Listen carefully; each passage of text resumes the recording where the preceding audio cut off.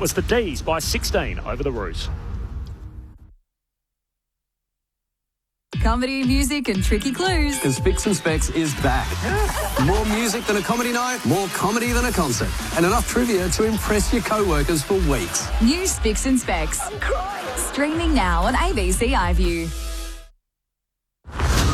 This is the 2026 AFL Premiership season. On ABC Sport. AFL. On ABC Radio. On digital. And ABC Listen. Look for the AFL button. Welcome to the MCG as two arch rivals face off for a final in July. Collingwood have turned the corner after the bye, winning their last 4 clashes to move up to 9th spot on the AFL ladder, but they have a tough run to September if they get there. Well, the Blues under Josh Fraser have turned the corner. They won 7 games on the bounce before losing to Hawthorn last week.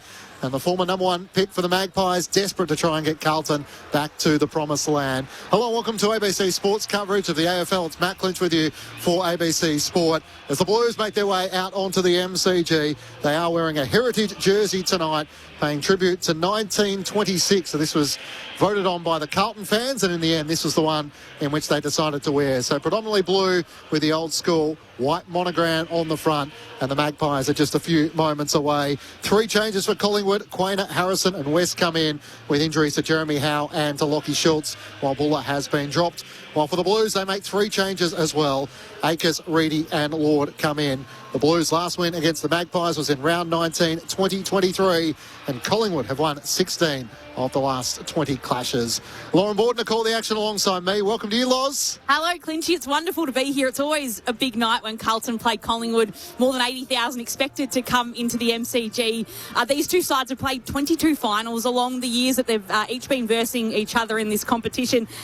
6 of them were grand finals, but they haven't played in a final since 1988. So it's amazing when you think of this rivalry that continues. There's a whole nother generation that's, I guess, never seen these sides at their peak when they're taking on each other, but still this rivalry stays there, and you can feel it in the buzz when you come into the ground of the fans spilling in tonight. You hear from players in the lead-up for the match. Nick Dacos still thinks Collingwood can go all the way. Patrick Cripps thinks there'll be nothing better than beating Collingwood as they continue their charge. So the 270th time tonight, Collingwood have won 136 times, the Blues 129, and there has been 4 draws, last in 1972. The coaching icon, he coached both Collingwood and Carlton. Mick Moldhouse is with you tonight. Welcome to you, Mick. Great to see you. Thanks, Matt. And all to our listeners, this should be an absolutely intriguing game. Last week, we know Carlton, and it was very hard to win a lot of games. We've seen that with Fremantle a couple of weeks ago drop after the 13th game. But even a side like Carlton, they at some stage they were going to lower their colours, and they did. So it'll be interesting to see how they rebound. Collingwood, yes. I've admired Collingwood for a long, long time, clearly, and one of the things I admire about them most, they're never beaten, and they can be 5 down. They'll try to turn that 5 into 4 very quickly into 3 and 2, and all of a sudden the side gets the wobbles. They will miss players that are out of the side. I'll be intrigued, and I think the games are always won in the middle of the game and by your bottom and top 6. And I would say if Dacos finished last week, he'd still win the Brownlow. That's how good he is. So my interest will be to see what Carlton do about it, because most clubs don't do anything and they pay a massive penalty. I think that the reliance on Dacos is a little bit unhealthy. He's created it because he's so good, and it's not his fault. But this will be interesting to see whether or not Carlton can at least limit that, and then see where Collingwood go. He leads the ABC Footballer of the Year by 7 votes from Marcus Bontempelli, the AFL Coaches Association Award by 18 votes. And Josh Fraser, the former number 1 draft pick who played under you, Mick, now the coach of the Blues in an interim capacity. How it would be for him if he was able to get a win for the Blues against the Magpies tonight? Well, I'm sure Josh will say every game's the same sort of game. Let me tell you, I've coached, my first coaching game was Footscray playing Richmond, and I just finished playing for Richmond. So I got a feeling that I couldn't have tried any harder because I didn't have any history before it as far as coaching goes, but I was pretty keen to win the game. And I'm sure that Josh will go, I think I know Collingwood's game plan. I think Craig McRae was actually said that they look very Collingwish. So, but I reckon Josh will probably put his own touch on it a bit. Josh is a laid-back sort of person. I reckon it would have hurt him last week to know what the difference is between winning and losing. As a player, you know that pretty quickly. as a coach, he's broken all sorts of records to get. I think it'll be very hard for an interim coach to win 7 in a row like he has.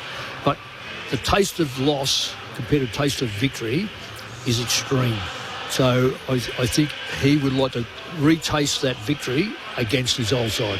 Alongside Mick Moldhouse tonight, great to have Cal Sinclair, former Sydney Swan West Coast Eagle. Is tonight the night, Cal, if Josh Fraser's Blues beat the Magpies, that he puts up his hand and says, you know what, I'm ready to apply for the job if it's going. I certainly hope so. If he doesn't go for it, I might throw my hat in the ring. Sounds like everyone's out there. But Clinchy, good to see you. Our Saturdays aren't really the same at the moment. They're not at the moment. Not driving out to VFL football together and we'll reunite solving soon. Problems, Mick, as me and Clinchy do. And Lauren, great to see you. It was lovely to meet your parents earlier. I thought they would have brought in some scones or something, or some banana bread. But anyway, we'll let them off. But no, very excited to be here. And Mick, great to be working with you tonight. We did a game probably over a year ago now in Sydney. And I don't hopefully you remember this, but you and Ben Cameron went to the zoo before the game. Do you remember that? I don't like wasting time, so we're over there and I'm thinking, well, you know, the ABC gets you up there in case there's a fog or something where the planes can't get in. I think, I'm not going to sit around for 10 hours and wait for a game. I said to Benny, find me the best way to the zoo. Taronga. And I said, he said, well, I'll come with you. So we caught ferries and buses and everything else.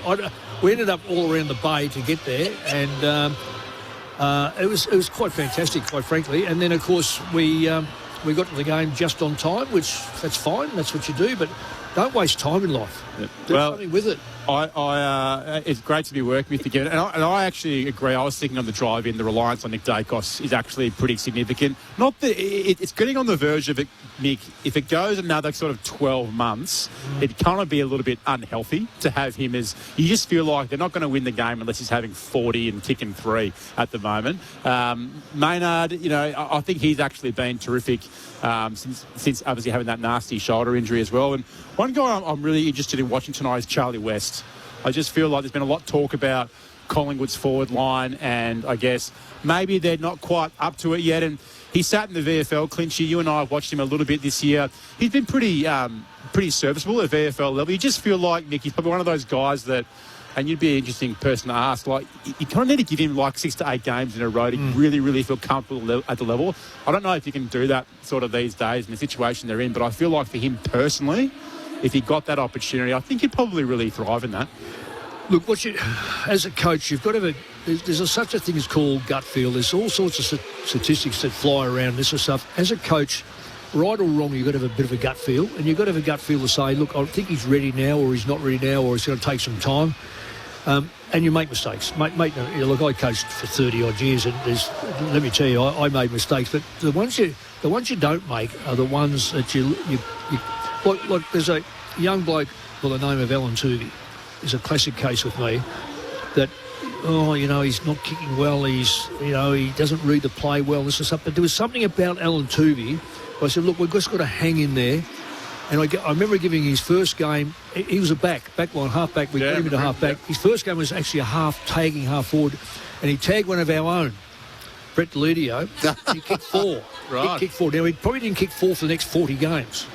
So it was a once-off, but what it did, it proved to me that that's the sort of player that you wind up and you say, there's your role, and look, right through his whole career. So if you're going to... I look at Polkinghorne last night for Geelong and go... He was good. Where's he been? Where's he been? He's been in the VFL, but he's been ready to get his opportunity when it came around. That's exactly right. So when those opportunities arise and you say, now go for it... Now, what he does, he now goes, well, if Neil's not kicking goals and Cameron's out of the side, I can actually contest the football. So, a bloke like West, he's up there. McStay's not more than a 4-goal. Look, if he kicks 5 tonight, Collingwood win by 10 goals. I think they've been harsh on McStay. Like, he's come off an ACL. I realise that. His delivery hasn't been great either. I always get that. But what I'm saying is if he kicks 5, sure, it's not in his armoury. He's a 3 to 4 goal at best. If he kicks the others, that's fantastic. That's what I'm saying. If he kicks 5, they win by 10 goals. Yeah. But to take pressure off him, you've got to have other players around him. And look, I'm probably wrong in saying about Nick Dacos, because I think that we underestimate what his brother's like and how he gets freed up. I couldn't believe North Melbourne the last time I was watching Collingwood North, which was last week. Yeah. And he sat off the pack 15 metres off and was fed back like a quarterback without any sort of resistance. And you think, well, what are people thinking about? Because they say Houston's their best kick. No, Houston's a long kick. Dacos, Josh, can put it through the eye of a needle anywhere between 10, or these days 10, they count 10 as 15, up to 60 metres. So there's another one that is an absolute beauty. So we're getting off West here, but West is the sort of player that may help out their forward line because there's no Elliott, there's no Schultz, different sort of players. So therefore you've got to get different ways of kicking goals. You know what it's like kicking goals. I mean, you get presented, you've got to go for it. That is the challenge for tonight. Mick Malthouse alongside Cal Sinclair, Matt Clinch and Lauren Borden to call the action. Charlie West leads the way in the goal kicking for the VFL with 23 goals, 13 from his 11 games. He comes in for Jack Buller, so it's sort of one in, one out at the moment for Craig McRae. He's described his forward line a bit as a licorice, all sorts as they try and get the combination right. But yeah, Dan McStay leads the way for Collingwood with 29 goals for the season. That's a career best for him, beating 28 goals in 2021. So he's having an individual great season, but not quite to the level in which Collingwood need him to have, especially with the injuries to Jamie Elliott and, of course, now to Lockie Schultz. And yet the Blues also have their own problems in the forward 50. They're relying on Harry Mackay. He's kicked 22 goals so far this season from 16 games, and Mitch McGovern, who's out of contract at season's ends, has 28 goals from 17. So trying to get the right chemistry from both sides, if they can get the opportunities inside 50, will play a large part in deciding who will finish in front tonight, Cal. Yeah, and it comes down to the method of delivery. And I hate saying it, but you are reliant on your midfield as a forward, and I know I'm biased. I played a lot there during my football career, so I think neither team has probably had the benefit of great connection this year, and I think that's probably hurt both the forward lines of both teams. But look, another one for me, I'm really, really curious to see Dan Houston. You spoke about him a little bit, Nick, and I listened to some commentary earlier in the week that I tend to agree with around he's playing very, very differently, or he's been asked to play differently from what he was at Port Adelaide, where he really could just sit behind the pack, be that quarterback role. But the defence of Collingwood have got such a terrific and compliant system. He's having to defend really a lot more than he probably had to at Port Adelaide. So I think there's been, I guess, at times criticism on Dan Houston. He never hasn't met the form of where he was at Port Adelaide, but he's in a completely different system. It feels like he had a lot more freedom at Port Adelaide to really dictate where he positioned himself, Mick. And I think with Collingwood and their defence, they're a lot more of a compliant system, and he has to probably, play that way. And since doing that, he's probably, had some effects of his statistics, I'd say. No, I agree with you. I thought his first year was quite poor because he was trying to do what he did at Port. It's hard to do, yeah. But I have no doubt in the last 18 months, he's been a very, very impressive player. I'm only using him as an example because I don't think he reads the play as well as Josh Dacos, and I don't think he kicks the short ball as well as him, but he kicks the long ball better than probably anyone on the ground. I'm not trying to say he's not a good footballer by any stretch. I just think that Josh Dacos, he's there. If there's such a word to say, sets the play up, let's say quarterback on the back line, he does it as well as anyone, whereas Nick, we know, can use it all over the ground and probably the most effective kick in the competition when you analyse Josh Dacos.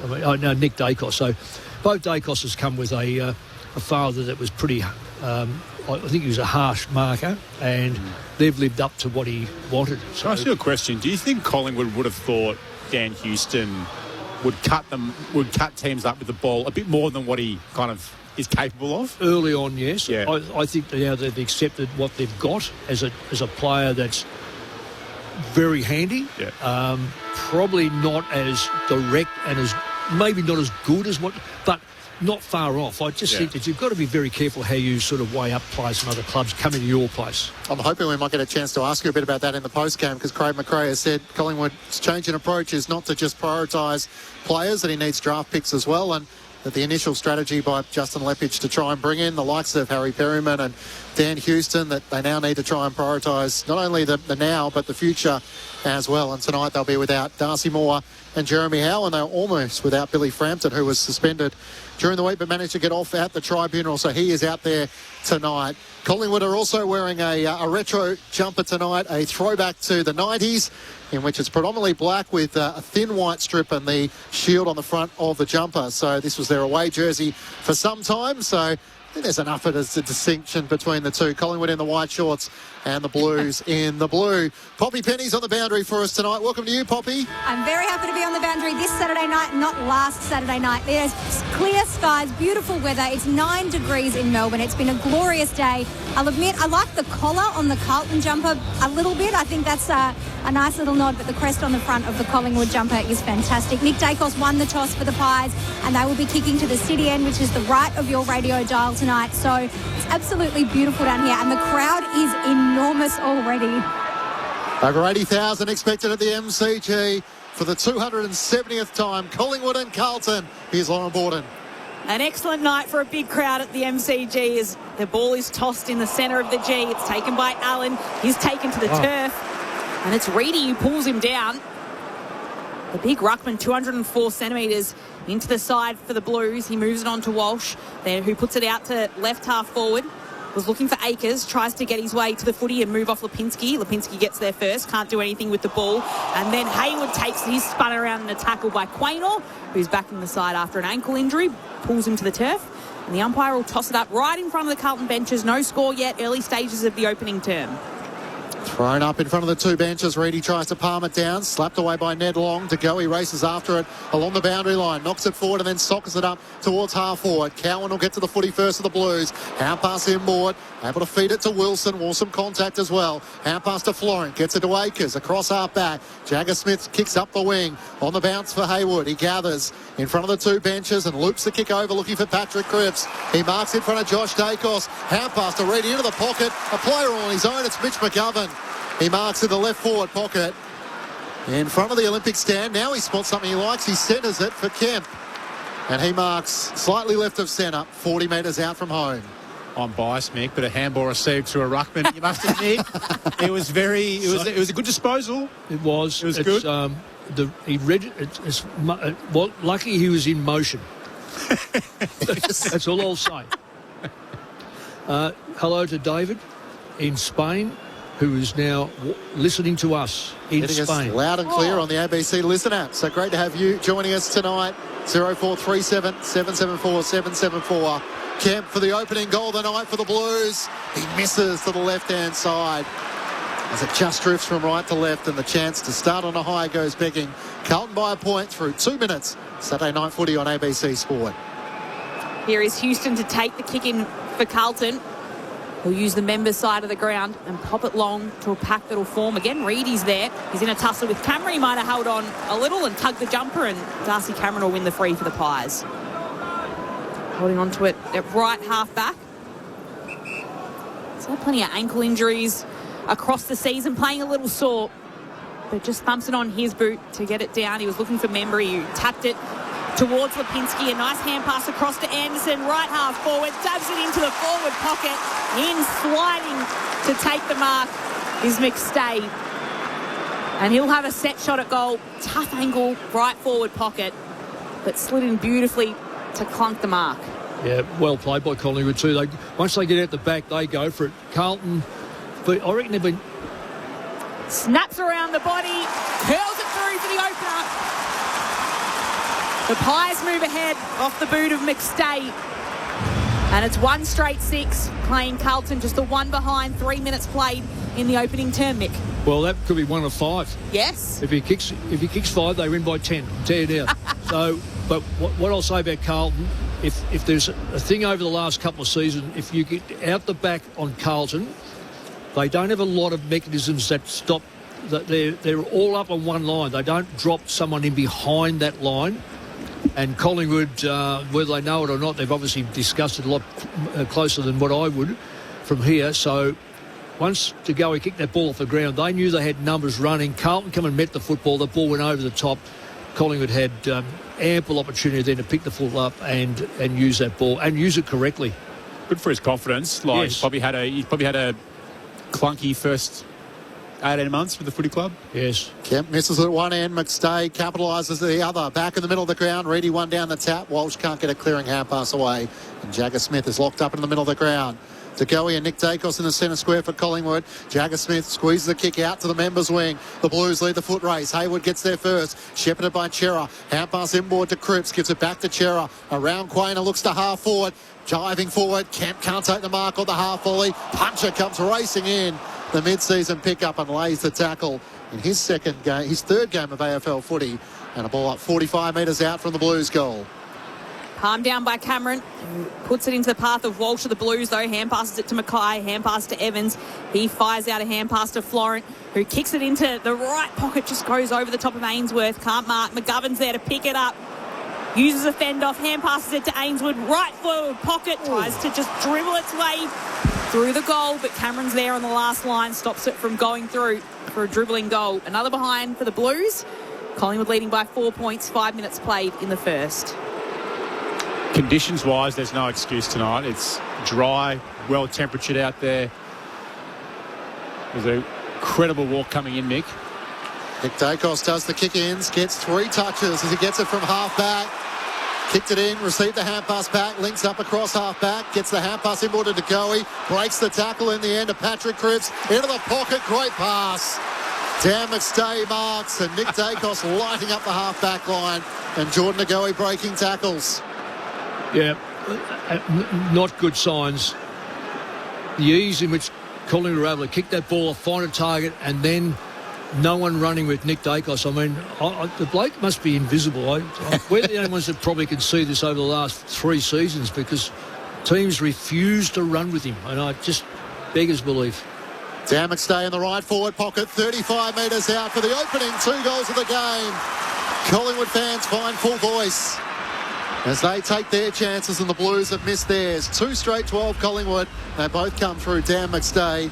He's now up to 31 goals for the season. To Carlton, 2 behinds. Saturday night footy on ABC Sport. You're with Mick Moldhouse and Cal Sinclair. I take your point, Mick.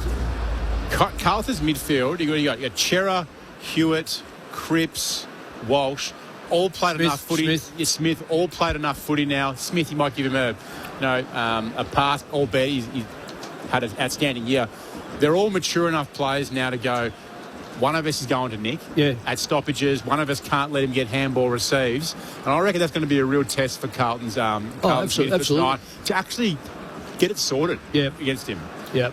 Well, it's no use saying it's a team effort because they all look at each other and go, well, it wasn't me, I wasn't close enough. It's really... Give it to someone. Bizarre. Liam Reedy rose up, but it was Cameron who took the clearance and just thumped it inside forward 50 for the Blues. Pendlebury has a go at it, can't quite gather it. McStay's there, hand passes it away. There's plenty of congestion, goes through the legs of Cowan, spills back to Pendlebury. He hand passes backwards, but Evans can pick it up for the Blues. Hand passes it to Chera, hand pass to Dean, hand pass to Walsh, who has to hurry a kick to the edge of the centre square. Everyone waits really in the end for Reedy to pick it up for the Blues. They might be able to move it forward here, although Ainsworth is wrapped up in a tackle, pulled to the turf, and it's a free kick coming the way of Allen, who has it on the AFL logo. We can check in with Poppy Penny on the boundary. Yeah, Josh Dacos went down to the rooms early in this quarter, but has come up and is sitting at the front of the bench, so that's one to watch for today. Thanks, Poppy. Jack Crisp kicks inside forward 50 for Collingwood. It's sport away from West and goes out of play as Dirksen sees it out for a throw-in. So Josh Dacos to the bench in the early few minutes. Nick Dacos has had 4 disposals. George Hewitt going to him at the stoppage, but like Messiah Wanganeen-Miller, when you do the kick-ins, it's hard to stop when they can get consecutive touches.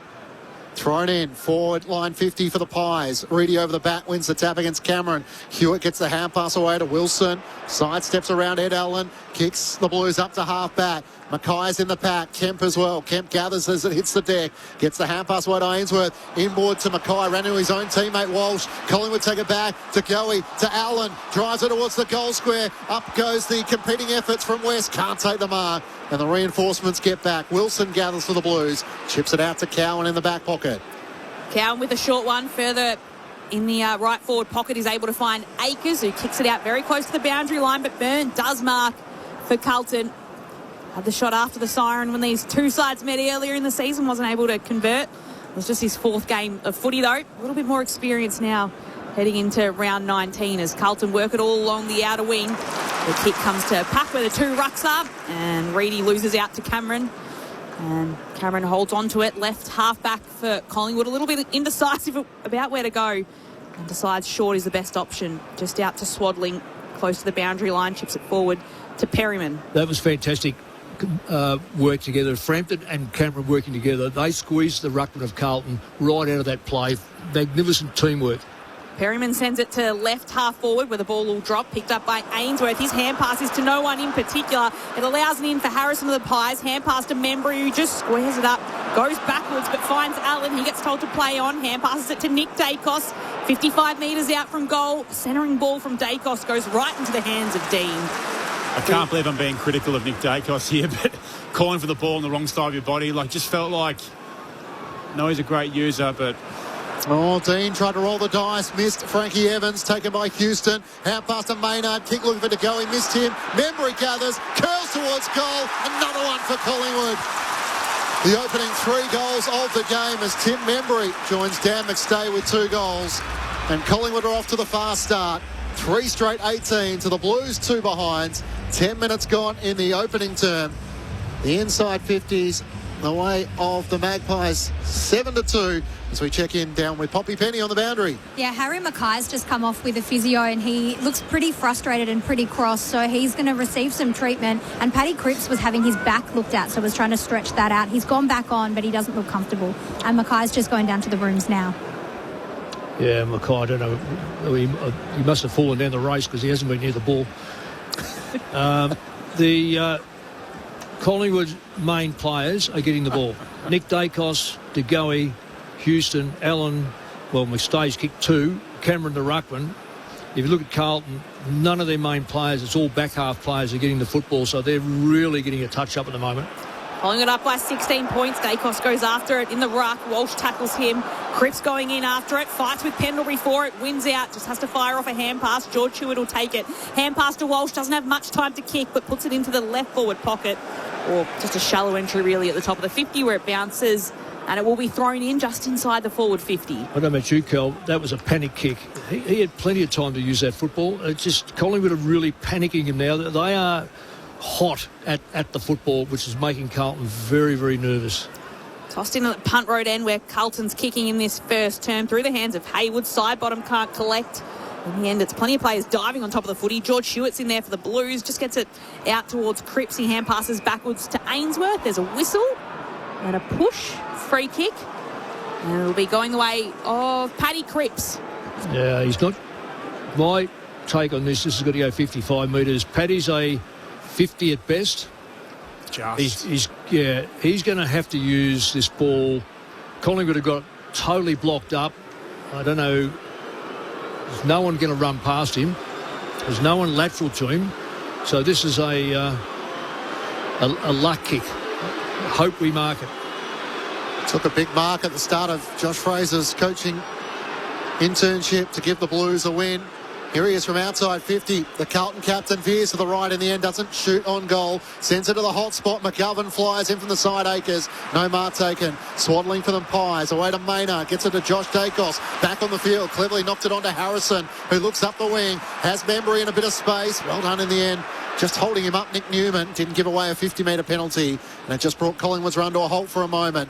Membry around the back to Josh Dacos. Missed time kick. Missed Houston. Chance for the Blues. Kemp takes it back. Hand pass to Ainsworth. Looks up inside 50. Collingwood have the numbers back, so elected not to go to Reedy. Back to Cottrell. To Cripps. Almost too slow. Dribbles a kick up to Ainsworth. He just kicks a high, searching ball to the top of the 50. Flying is Hayward, the only one in the pack in the end. Lord gathers. Hand pass over his shoulder. Cottrell's tackled by Perryman and a ball up. Poppy Penny on the boundary. Yeah, Harry Mackay's still down in the rooms for Carlton and he hasn't emerged yet, and their interchanges are looking a little bit rattled because of it. Thanks, Poppy, as the ball's tossed up. Lord went in after it. Just on the last, sorry, Loz, just on the last passage of play, Liam Reedy had to make a real decision. Am I going to go long to the goal square and actually try and get out the back, or come at the kicker? He was just stuck in between, Mick. Start side bottom, takes it from the stoppage. Spears a pass out to clear it, but Cowan was there to stop it and marks. A couple of kicks from home still. Just kicks it right into the middle of the 50. McGovern goes over the top. Collingwood player down behind play in Maynard. And the free kick will be coming his way. I just love the way Collingwood playing as a team. They're getting back hard. They're getting back with numbers. Carlton just cannot penetrate that. They're not even looking to penetrate it as far as the lateral football goes. So Braden Maynard with the footy goes as long as he can with his kick all the way to left half back underneath the Shane Warne stand where Lockie Cowan punches it out of bounds for a boundary throw in. It is Collingwood ahead by 16 points, 14 minutes played in the opening term. All 3 goals going the way of the Pies in the opener. The voice of Lauren Borden calling the action alongside Matt Clinch, Poppy Penny on the boundary, Mick Moldhouse and Cal Sinclair, your experts on ABC Sport. Reddy wins down the tap. A chance for Florent. Breaks through the tackle. Hand pass to Hayward. Look out. Ran into Perryman. Just gets a hand pass into the pocket. Burns slipped over for the Blues. Gathered by Ned Long. Hand pass to Swadley. Had to ride the tackle of Paddy Cripps. And Perryman can't keep it alive. As it's out of play at right half forward for the Blues. And it's going to be a Carlton free kick in the end. They've got their opportunities. Like they're playing the ball in the forward half of the ground a fair bit this quarter, Meg. Probably just their method of going inside 50. Here it is again. Yeah, just hoping. So Swadlin's kick was out on the full. A kick inside 50. No mark taken. Reedy was there. Kemp as well. Comes out to Byrne. Turns towards goal. Can he create something out of nothing? He misses to the left-hand side. Taylor Byrne. And the Blues have 3 behinds. So Collingwood's 3 straight 18. 15 minutes gone. Opening term. Houston takes the kick in and again goes long towards West to put a little shove in the back of Dirksen. Got away with it and moves it out wide where he's able to find Membry.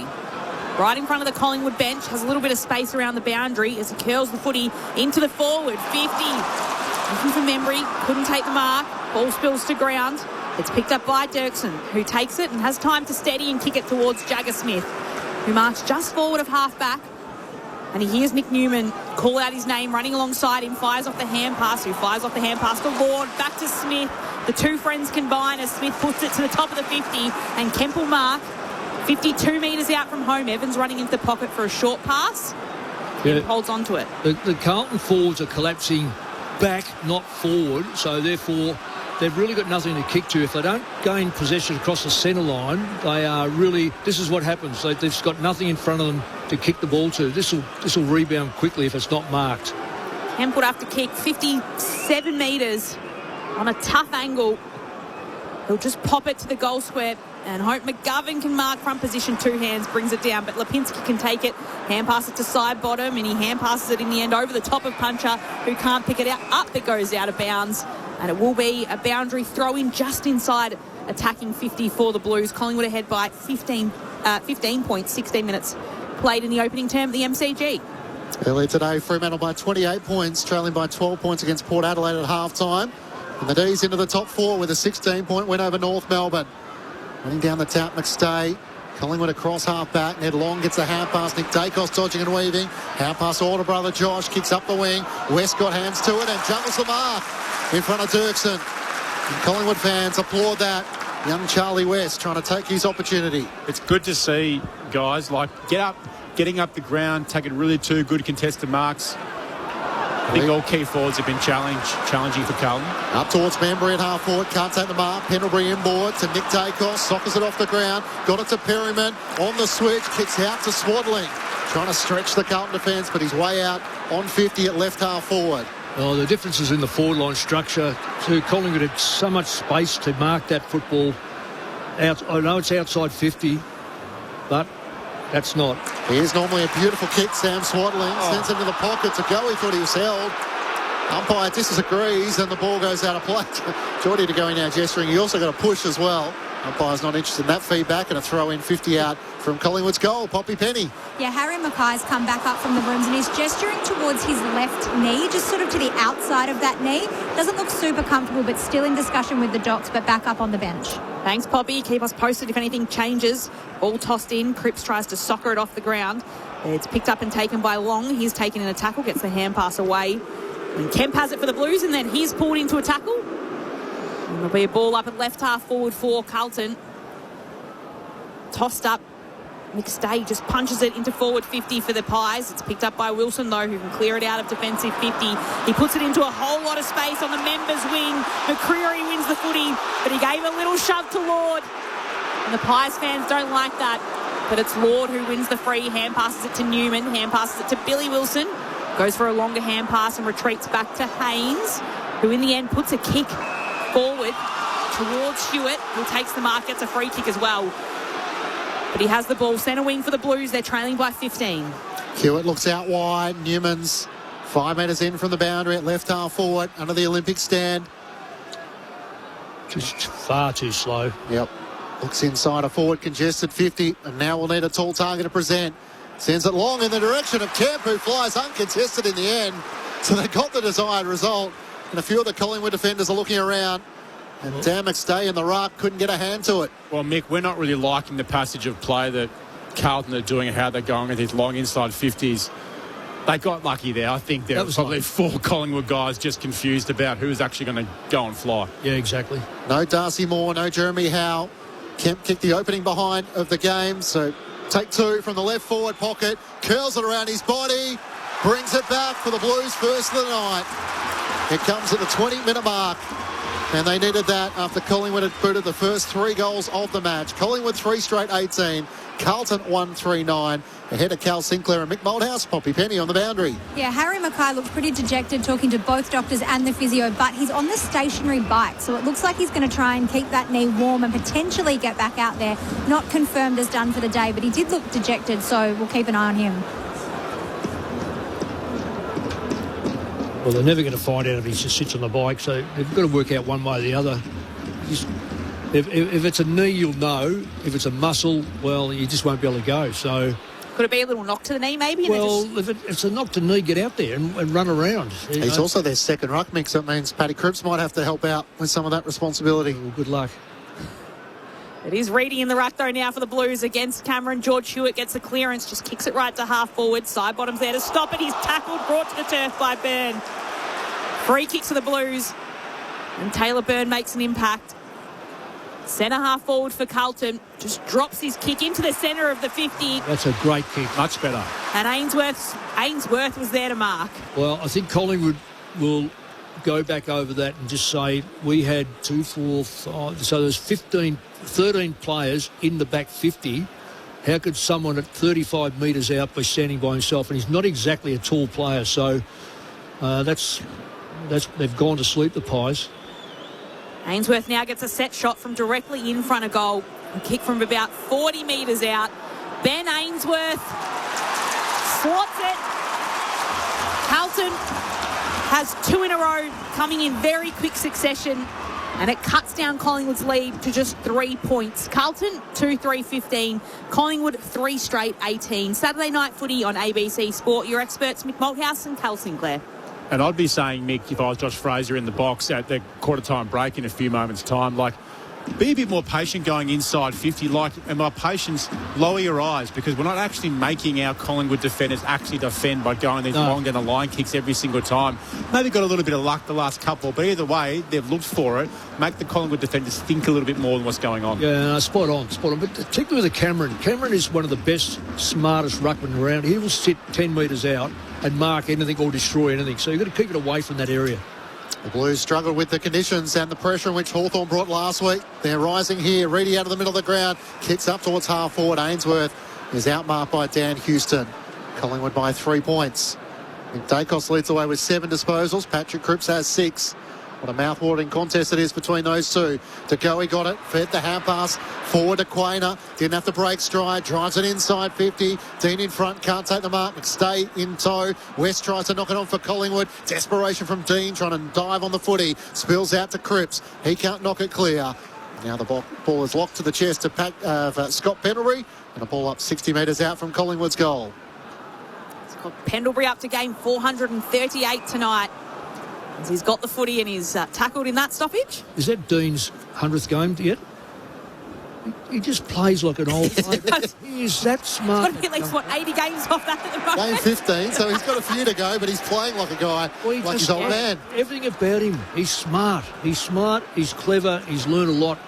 And what's also good, Mick, is that he's been challenged this game as well. I think McStay kicked a couple on him, and he's still out there making an impact. Josh Dacos with the footy from 55 metres out, pops it into the pocket. It gets punched away. Burns there to collect for Carlton. Hand pass to Cowan, hand pass to Hewitt. Gets wrapped up by Perryman. He doesn't get rid of it. Holds on to the tackle. He didn't have much prior. And that's a ball up. Inside forward 50 for the Pies, ahead by 3 points.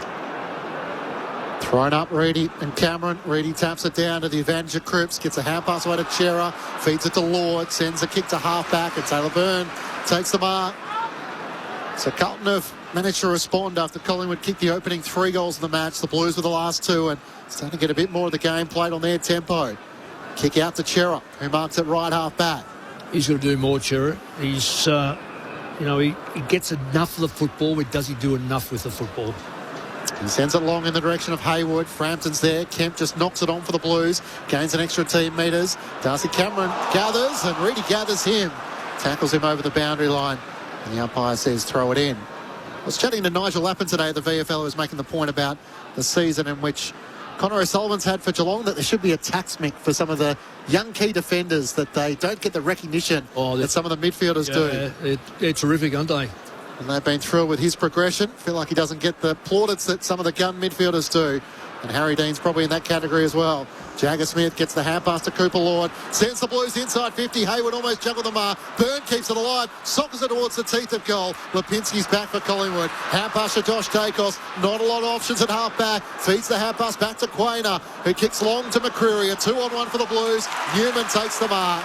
McCreary was wrestling with Cowan. Cowan did his bit. Just freed up Newman to take the mark. He sends the Blues inside 50. Frampton with the spoil. Got rid of Hayward. And gains a good 25 metres with a punch into the back pocket for Collingwood. I'm going to be a broken record, Mick, but Nick Newman is a good enough kick to not have to rush like that. He doesn't have to rush. Lower your eyes. You've got options. You've got action numbers ahead of the ball. Give your forwards an action opportunity to work. Take the 15-metre kick. Yes. Just, again, then you get 6 or 7 seconds from an umpire, then reset. There's a waste of time just belting it in. Collingwood ahead by 3 points. Ball tossed in there. Carlton's forward 50 rather. Anderson takes it, moves it away. Then Cottrell picks it up, tries to just move it forward with a little kick. Houston's there to take it. 2 pies clatter into each other. There was Swadling and Perryman. Swadling takes it, moves it to side bottom, who hand passes it to Perryman.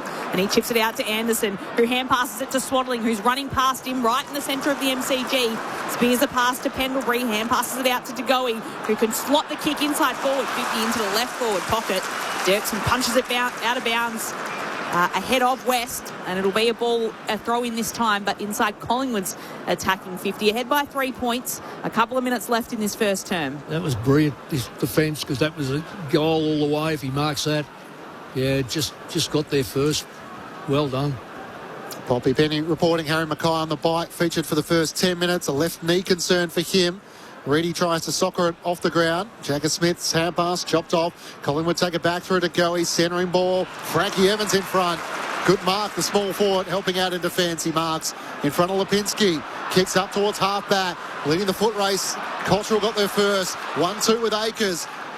Pressure came from McCreary. Courageous kick up the wing, and Nick Newman takes the mark with Josh Dacos coming the other way. Feeds it to Akers. They've got numbers on the overlap. Never got to Jagger Smith. Anderson thought he had the mark. Umpire agreed. Jagger Smith making the case. He touched it on the way through. 8,000 in the house. I don't know if he heard the whistle, but Anderson's getting a 50-metre penalty. Well, it come off the boot touched. There's no question about that. So Anderson taken to half forward. Sends Collingwood inside 50. McStay the target. Brought down by Dean.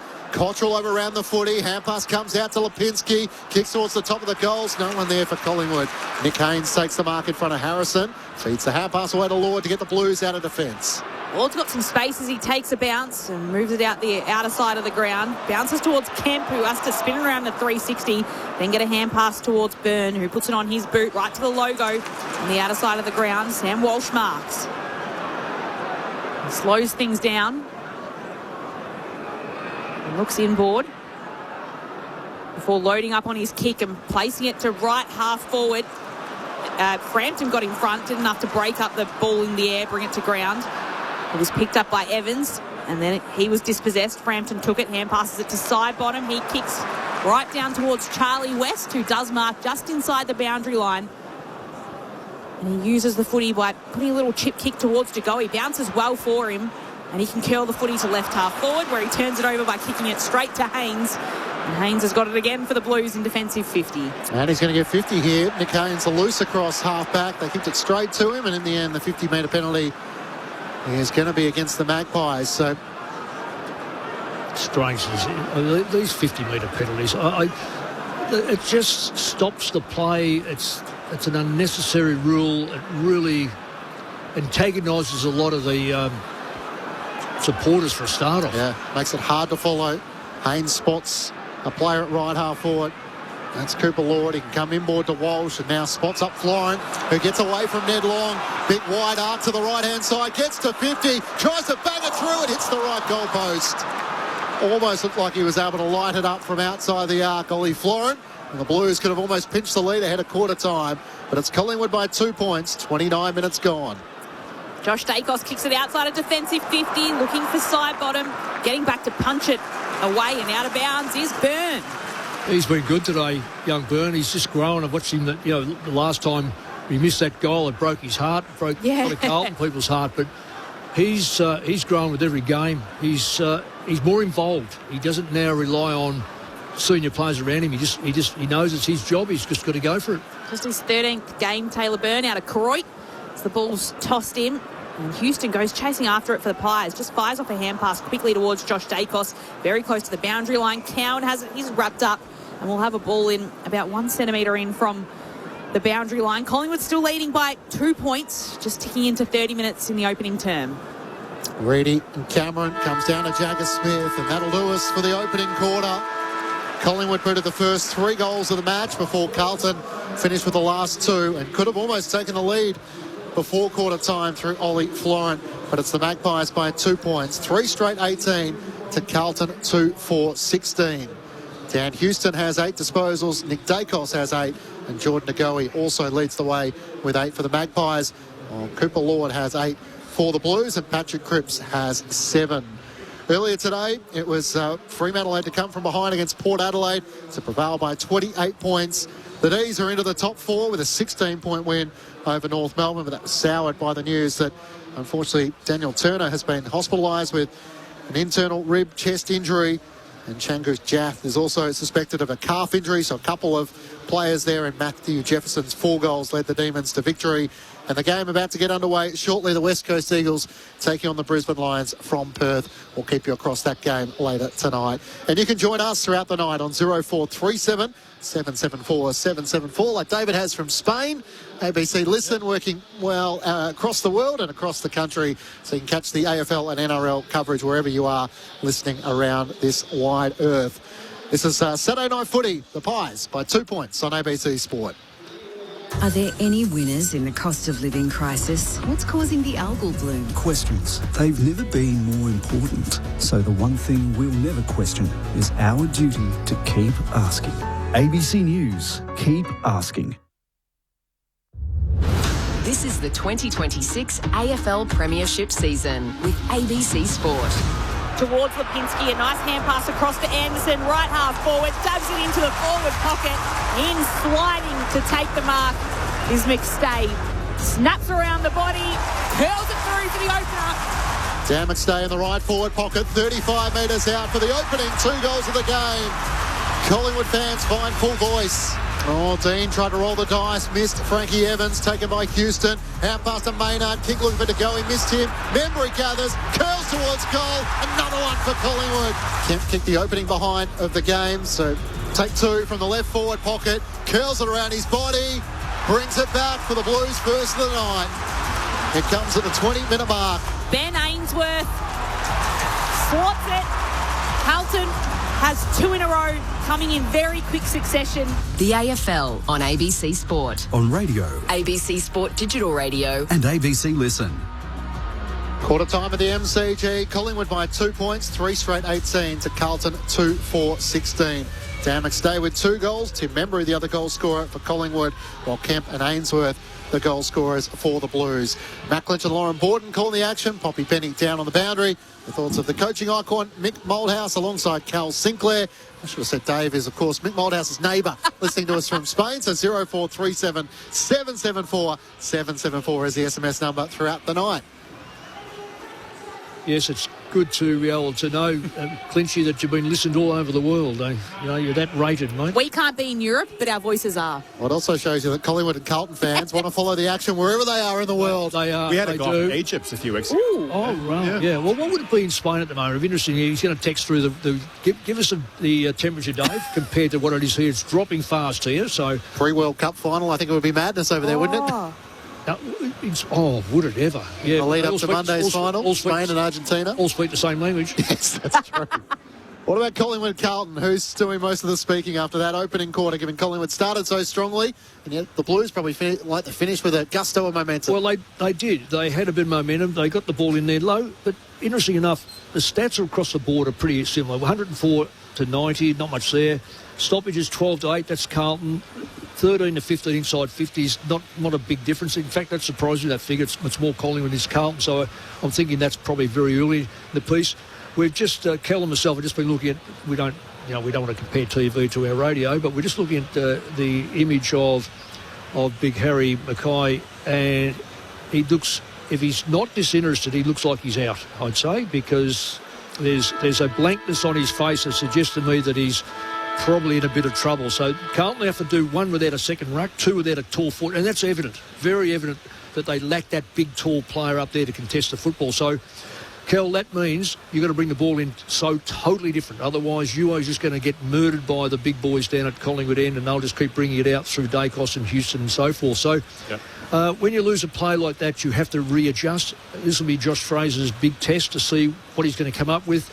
How will it change? In fact, when Mackay went off, they've actually got back in the game, but nonetheless, those 13 inside 50s, you'd say 10 were trash. They were just up in the air and just hoped that someone marked it. And when they started to look for players, they looked a lot better.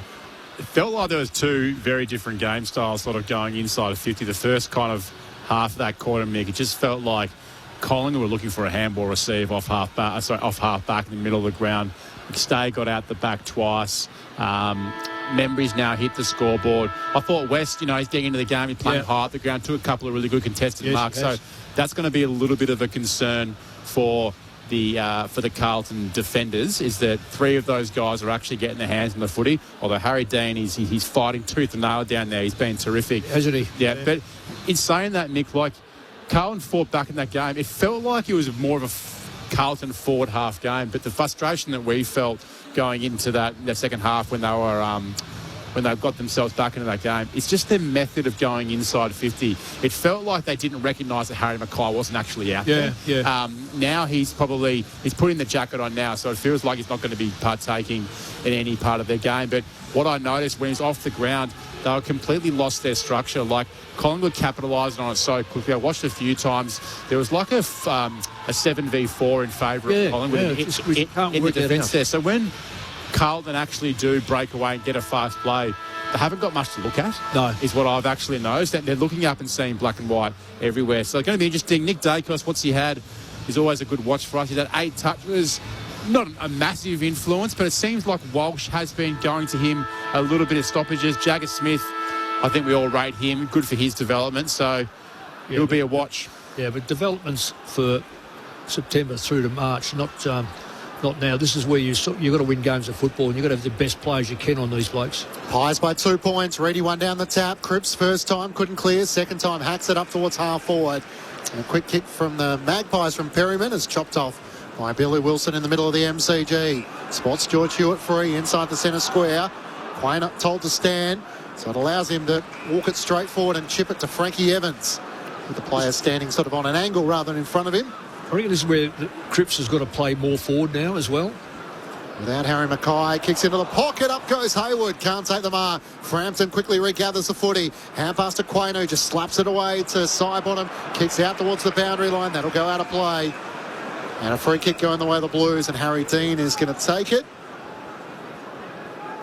Umpire just setting them up. We'll go down to Poppy Penny in just a moment, but it's looks ridiculous, this mark thing. Harry Mackay's night might be done. So Dean sends the Blues deep inside 50. Hayward's at the back. He can't get a run at it this time, and Darcy Cameron stands in front of him and just protects the space. And this will happen all night unless Carlton start to do something a bit different with their structure coming to the forward line. So Cameron, having taken the mark, kicks up towards McStay. Dean did well, got to the front, tried to knock it clear, and now Cooper Lord's tackle allows us to go down to Poppy Penny on the boundary. Yeah, Harry Mackay confirmed out of this game. It was knee-on-knee contact with Sam Walsh early in that first quarter, but he is out for the rest of the game. The Blues have confirmed. Thanks, Poppy. So out of the game quite early in that first term, and now on the bench for the rest of the game. As from the restart, George Hewitt takes it and he just kicks it down to half forward. Evans can't work it to his advantage to go. He's there for the Pies. Hand pass to Nick Dacos, who looks around and goes backwards to his brother Josh. thumps it on his boot and gets a long kick right down the wing. McStay coming in, meets the footy, punches it away from him. Picked up by Allen. He takes it. He's taken in a tackle over the boundary line by Lord. And that's a free kick for Lord. Holding the footy for Ed Allen. And Lord will take it. Just his 4th game for the season.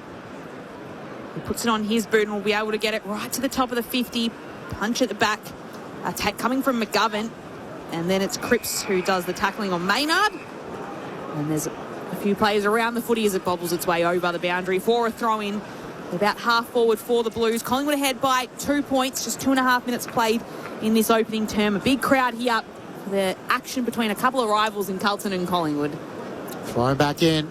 Reedy and Darcy Cameron. Cameron works his way to the front, bounce off his chest. He slaps it away from George Hewitt. Jagger Smith can't reel it in before the boundary line. It goes out of play. Just underneath the Ponsford stand. On the SMS, 0437 774 774. Curator Laurel in Rushworth says, good calling team. Sean and Simon from the York Peninsula. The old rivalry. Unfortunately, not on to free-to-air, so listening to you guys and educating the next generation about this great rivalry. Jagger Smith for the Blues. Hand pass back to Wilson. Feeds it to Hewitt. Cripps over his shoulder. It worked to Cooper Lord. Kicks the centering ball inside 50. Up goes Frampton. Makes the spoil. Ben Ainsworth onto it. He's locked up by 3 Magpies. And the umpire will ball it up. Jan's listening from her warm lounge room. Tuning in on the ABC call. Collingwood by 2 points. This is the first time for ages I've seen a 6-man forward line stay 6-man on 6 backs, and they're putting pressure on. From the restart, Smith roves it, has a shot towards goal, and he snuck it through. The first goal of the second quarter going the way of Jagger Smith. And that means that's 3 on the trot for the Blues. And importantly, they're back in front. Carlton, 3-4-22 with a 4-point break against Collingwood, 3 straight 18, just 4 minutes played in the second term. And what I was saying there was that at stoppage here in the half-forward flank, when you look up, instead of just seeing an extra Collingwood player like a Dacos or a Houston, Carlton kicked their 6 forwards forward, so therefore the back 6 were accounted for. So when that ball went in there for the next stoppage, there was no spare Collingwood players, so therefore you then were able to get that pressure put on. The ball was reignited, and Smith was fantastic at the stoppage, but it only came about because Collingwood couldn't get that free run from that extra player. Mick Bolthouse with you on ABC Sport. The Blues lead by 4 points. Their second lead of the match. Taken by Jack Crisp in the middle of the ground for Collingwood. Kicks up towards half forward. McCreary works his way in front of Wilson. Takes the mark. Edge of the centre square. Sidebottoms push forward from the wing. Marks it left half forward, but he's just inside 50, which you would think would take his absolute best at 35 years of age. Yeah, he's surprised. And what he'll do, he'll run around and get the extra half yard. One thing for sure, he'll be thinking about everything, all the equations here. He did this in 2023, but on this occasion he puts it to the top of the goal square, and Dean flies in front, takes the mark. Charlie West elected not to go in the air, so Dean had an uncontested mark. Quickly takes the chance of transitioning it to George Hewitt, who has it in the back pocket. The Blues by 4 points. Hewitt was pulled out of the game in about the second quarter last week with a back injury against Hawthorn, but deemed fit to play tonight. His kick, though, is a turnover, although it'll be a free kick. Yeah, silly free kick. Crisp. Silly free kick by Cameron. They do it so well, Collingwood. They didn't have to do it so far off the ball. So it's Liam Reedy who wins the free kick. Crisp stands the mark. And he just chips it out wide towards the boundary line. Ainsworth will mark.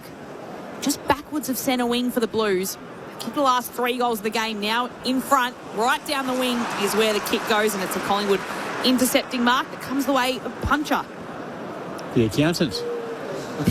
Punching numbers. Directly, yes. So Liam Puncher in just his 3rd game. He kicks it right down to centre wing.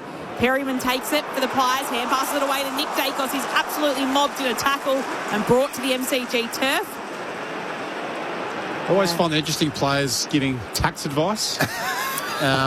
Some players over my career, Mick, I wouldn't be taking financial advice from. Liam Puncher probably would, given he's qualified. Yeah, exactly. Following in the footsteps of Cal Wilkie. Yes. Liam Puncher picked up as a mid-season pickup from Woodville West Torrens in Adelaide. It must be a weird scenario. One week you're a suburban footballer doing a full-time job. Next minute you're a professional athlete playing here in one of the biggest matches of the season. Hewitt takes it for the Blues across half back. Hand pass to Newman, sends it up the wing. Cripps marks, trying to get away from Darcy Cameron. Did well to hold him up, not give away 50. Hand pass to Akers. They run the boundary line. Hand pass to Ben Ainsworth, inside 50. Cottrell marks in front of McGovern. So Harry Mackay out of the game after just 10 minutes, and yet the Blues look okay as they had multiple lead-up options there. But they're using the better ball now. They're using the ball that's not necessarily thumped to the goal line and hope that someone marks it. It's now they're looking for players, and that is substantially a different thing. They've gone 27 to 20 possessions. Carlton inside 50s, it's 4-1. Matt Cottrell, a player who brings the energy and the harmonica for the Blues from the left forward pocket to extend their lead. He misses to the left-hand side. And they've had some chances. 3 goals, 3-5 now, 23 to Collingwood, 3 straight, 18. 3-5. 3-5. As Collingwood work the footy all the way down from there, kick in around through the pocket and up to the wing, where it will be a free kick coming the way of Haynes, who was infringed upon. I think they just paid the mark. I don't think they even paid mark? it. Well, it's strange because when he put his arms up like that, I was thinking that has to be a chop, but no, they just paid the mark. He's had a few intercepts, Haynes. Yeah. Tonight, he's actually having a pretty good game. Yeah, he is. Back to his Giants form. So the Blues have it, and Haynes just chips it backwards towards Dean, who's at half back now. He goes back to Haynes, where it started. That's okay. This is what Kel was talking about before. Instead of just rushing it, just use up a bit of time to make sure you get it right. So Haynes now goes with a long kick. He'll get it just inside 50. Quaynor can tap it away. Side bottom picks it up. Hand pass to Cameron. Hand pass to Josh Dacos, who flicks it back to side bottom. Little chip down comes to Crisp. It was just a 15-metre kick. Hand pass comes to Josh Dacos, who moves it into centre wing where Allen can take it. Hand pass it away to McCreary. The Pies moving it quickly here. McCreary's kick, though, will be a turnover. Dirksen ahead of Membry. Read it well and takes it for the Blues. And he's able to chip it to Cottrell, who's back in the back line. And he moves it out towards Paddy Cripps, who takes it, hand passes it away to Walsh, who's on the wing. Feeds a hand pass wide to Wilson. Dribbles a kick up the wing. Frampton will get there first. Gets a hand pass away from Jagger Smith. Cleverly slapped on by Anderson. That works to Lipinski. Into the middle of the ground for Nick Dacos. Hand pass to Pendlebury. Looks up. Tries to get it to Harrison on the bounce. He cuts it around his body. Has a player in the pocket. It's West underneath the high ball. He takes the mark. They always had the one loose player. Collingwood inside forward 50. George Hewitt. In fact, it was Nick Newman who was trying to desperately race back. But Charlie West has it in the right forward pocket. Yeah, that was a terrible turnover in the middle of the ground. Carlton were out, had multiple opportunities. When you put the ball to the ground, anything can happen. Collingwood were able to get it back, and in the right hands too of Pendlebury and also Dacos. 4th game of his career. Charlie West looking for his 2nd goal this season. The chance goes begging as he puts it across the face of goal from the right forward pocket and through for a minor score. Carlton's lead is 4 points. 10 minutes gone in the 2nd quarter. Saturday night footy on ABC Sport. Florent moves it in to Dean, who marks in the right back pocket. And then Dean chips it back to the goal square where Wilson does mark. Anderson right close by him. It's a direct kick that does find Haynes. He takes the mark and hand pass to Florent. And the Blues move it quickly with the pass that finds Jagger Smith in the centre of the MCG. Hand passes it back to Florent, who goes out wide towards Evans. He wants to play on, maybe takes a step or two. Then gets told by the umpire that he has played on. A squaring ball, or a centering ball rather, finds Florent. Centre half forward for Carlton. And he just takes his time here. Darts left, then tries to dart right. Pendlebury nearly drags him down. Has to send a hand pass inside forward 50 towards Cottrell, who kicks this one to a hot spot forming. Frampton comes in to try and palm it down. Reedy's there for the Blues. And then Maynard takes it for the Pies. Hand passes it into the right forward pocket. But Akers can gather and collect for the Blues. Hand pass to Newman. His hand pass was terrible. And it allows the Pies to exit defensive 50 easily. And they can find West, who clears. The kick up towards Anderson, who has Haynes for company. Can't reel it in, though, and the ball goes out of play. Out of the Shane stand sides. There's a messy footy from both sides. The Blues leading by 4 points. 2 parts to that mess. Yes, Carlton had a lot of fumbles, but a lot of opportunities. Collingwood were like nowhere around them. It's bizarre. So missed opportunity for Carlton, and Collingwood need to tighten up on their defence. Yeah, it's deteriorated the game, you've got to say. Maybe it's slippery, maybe it's decision making. then Dacos gets it. Yep. Cameron down to Lipinski, gave it to Nick Dacos. That's always a good option. 2 bounces on the outer wing. Looks up to Harrison, who marks at right half forward.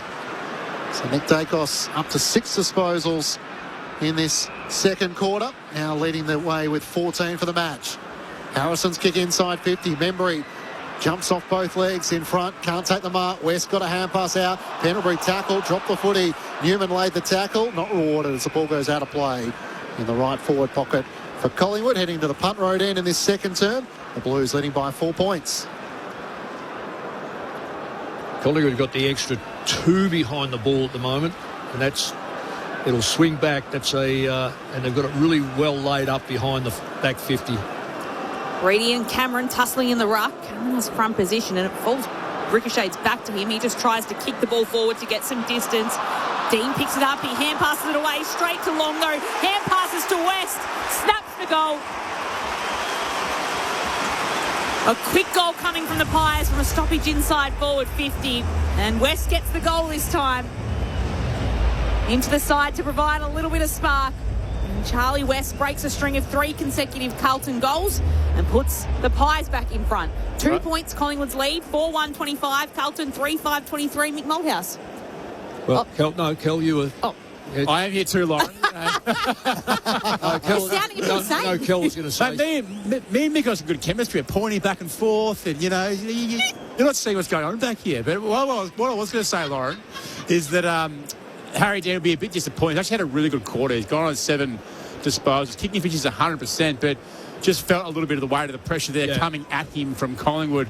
And probably good reward for Charlie. He's had a good game thus far. He's contributing. Good to see him hit the scoreboard, but yeah, Harry Dean, the boys felt for him. They got around put away, but yeah. Well, I just think that Carlton have given the ball back 3 times when they've been totally free and mucked up the disposal, which has given Collingwood the opportunity.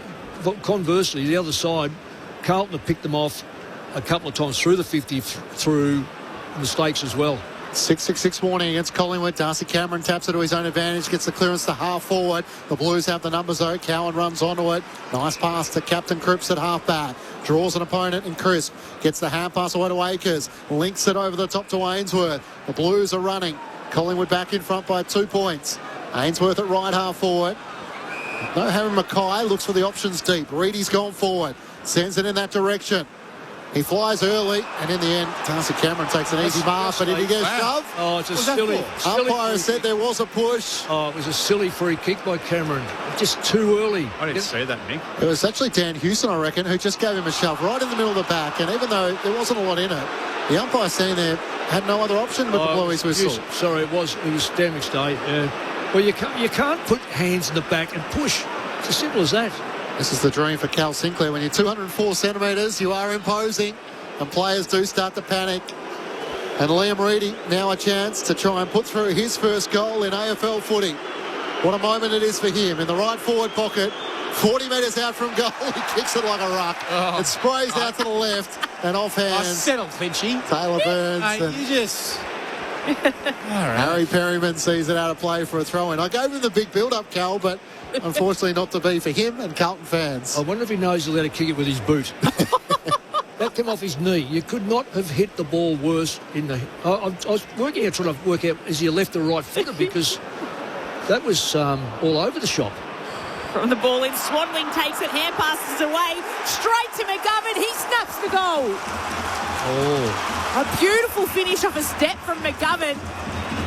And they fight back with one here, the Blues, by locking it inside their forward 50. Carlton, 4-5-29. The lead, 4 points the way of the Blues. Collingwood, 4-1-25. The third lead change of the match so far. 16 minutes played in the second term. Wow, that was just as bad as the give me up. The other is pity from Scott Pendlebury. Scott Pendlebury, one bubbled it and then blindly gave it. I don't know who he's looking for. So he's fumbled it here and then. Oh yeah, he's just. Yeah. I reckon he's called for it, McGovern. Oh, I reckon it was going to be over McGovern's head. He didn't anticipate McGovern was already on his feet, so ready to go. That was Well, both goals, the last two goals have been give-me goals from bad hand passes. And I mean bad hand passes. They could have been, both balls could have been kicked out of the 50, but they were elected to see if they could create something.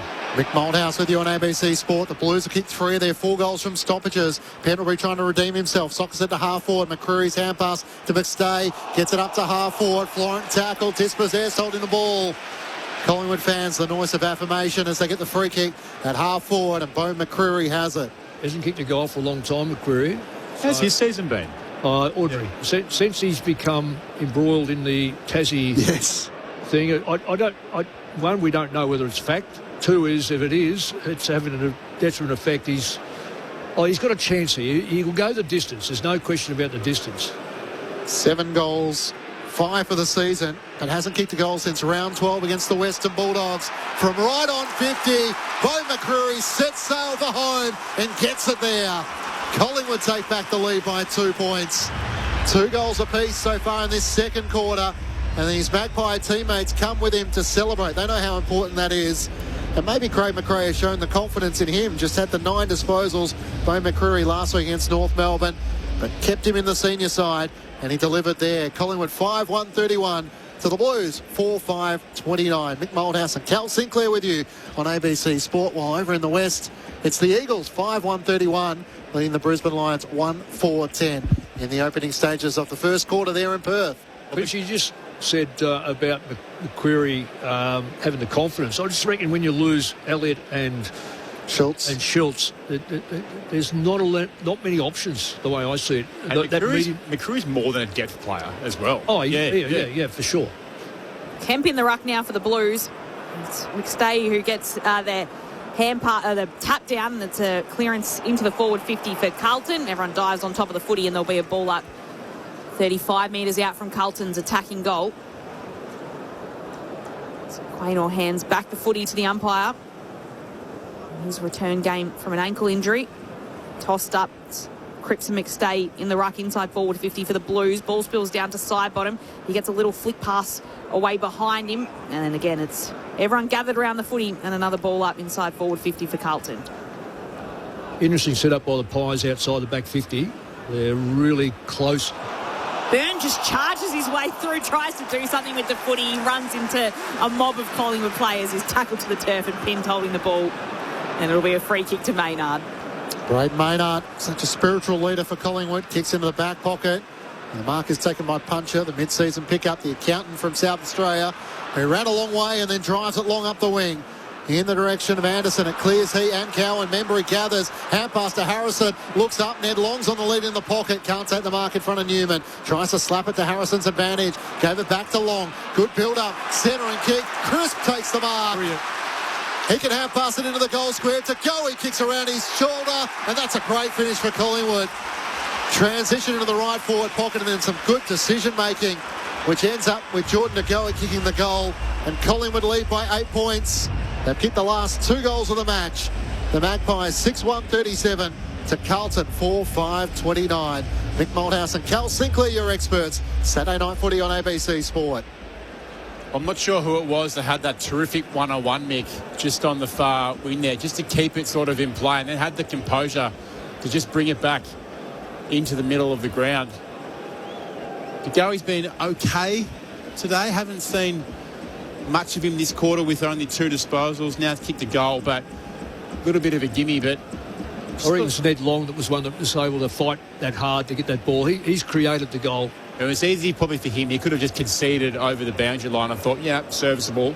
Go in and have a boundary throw in, but pushed through and ended up Carlton's defence got exposed. Bobby Penny on the boundary. Liam Puncher just came off for the Pies and no one went on, and they only have 5 on the bench. So I believe that for a minute there they might have had 19 on the field. Maybe we'll have to call for a head count as Cripps takes it and kicks it to right half forward. He was looking for Ainsworth, couldn't mark, brought the ball down to ground. Hewitt came in to take the footy for the Blues, and then he got dived on by Houston. And Perryman as well, and the ball's locked up. Even that was poor play coming out of the centre. Paddy Cripps has got run towards the goal square. He kicks it wide. Just either no faith in what's happening in front of him, Half forward for Carlton. Cameron took it out of the ruck. It was Cowan who was able to pick it up for the Blues, though. Just skies a footy inside forward 50. Drops for Byrne, who hand passes it away to Ainsworth. Chris picks it up for the Pies. Hand pass to Cameron.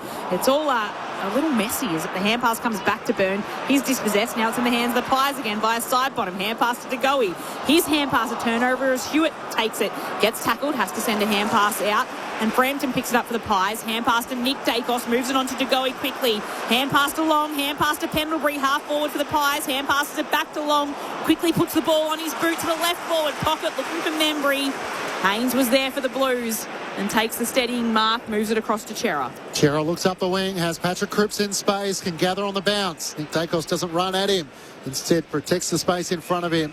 Cripps comes in ball with a kick to Hewitt. Collingwood by 8 points. Time on in the second quarter. Kemp leads up to half forward. He takes the mark and then works it over the top to Ainsworth. He's at it right half forward. Haywood leading into the pocket. The kick is too wide and over the boundary line. Was it?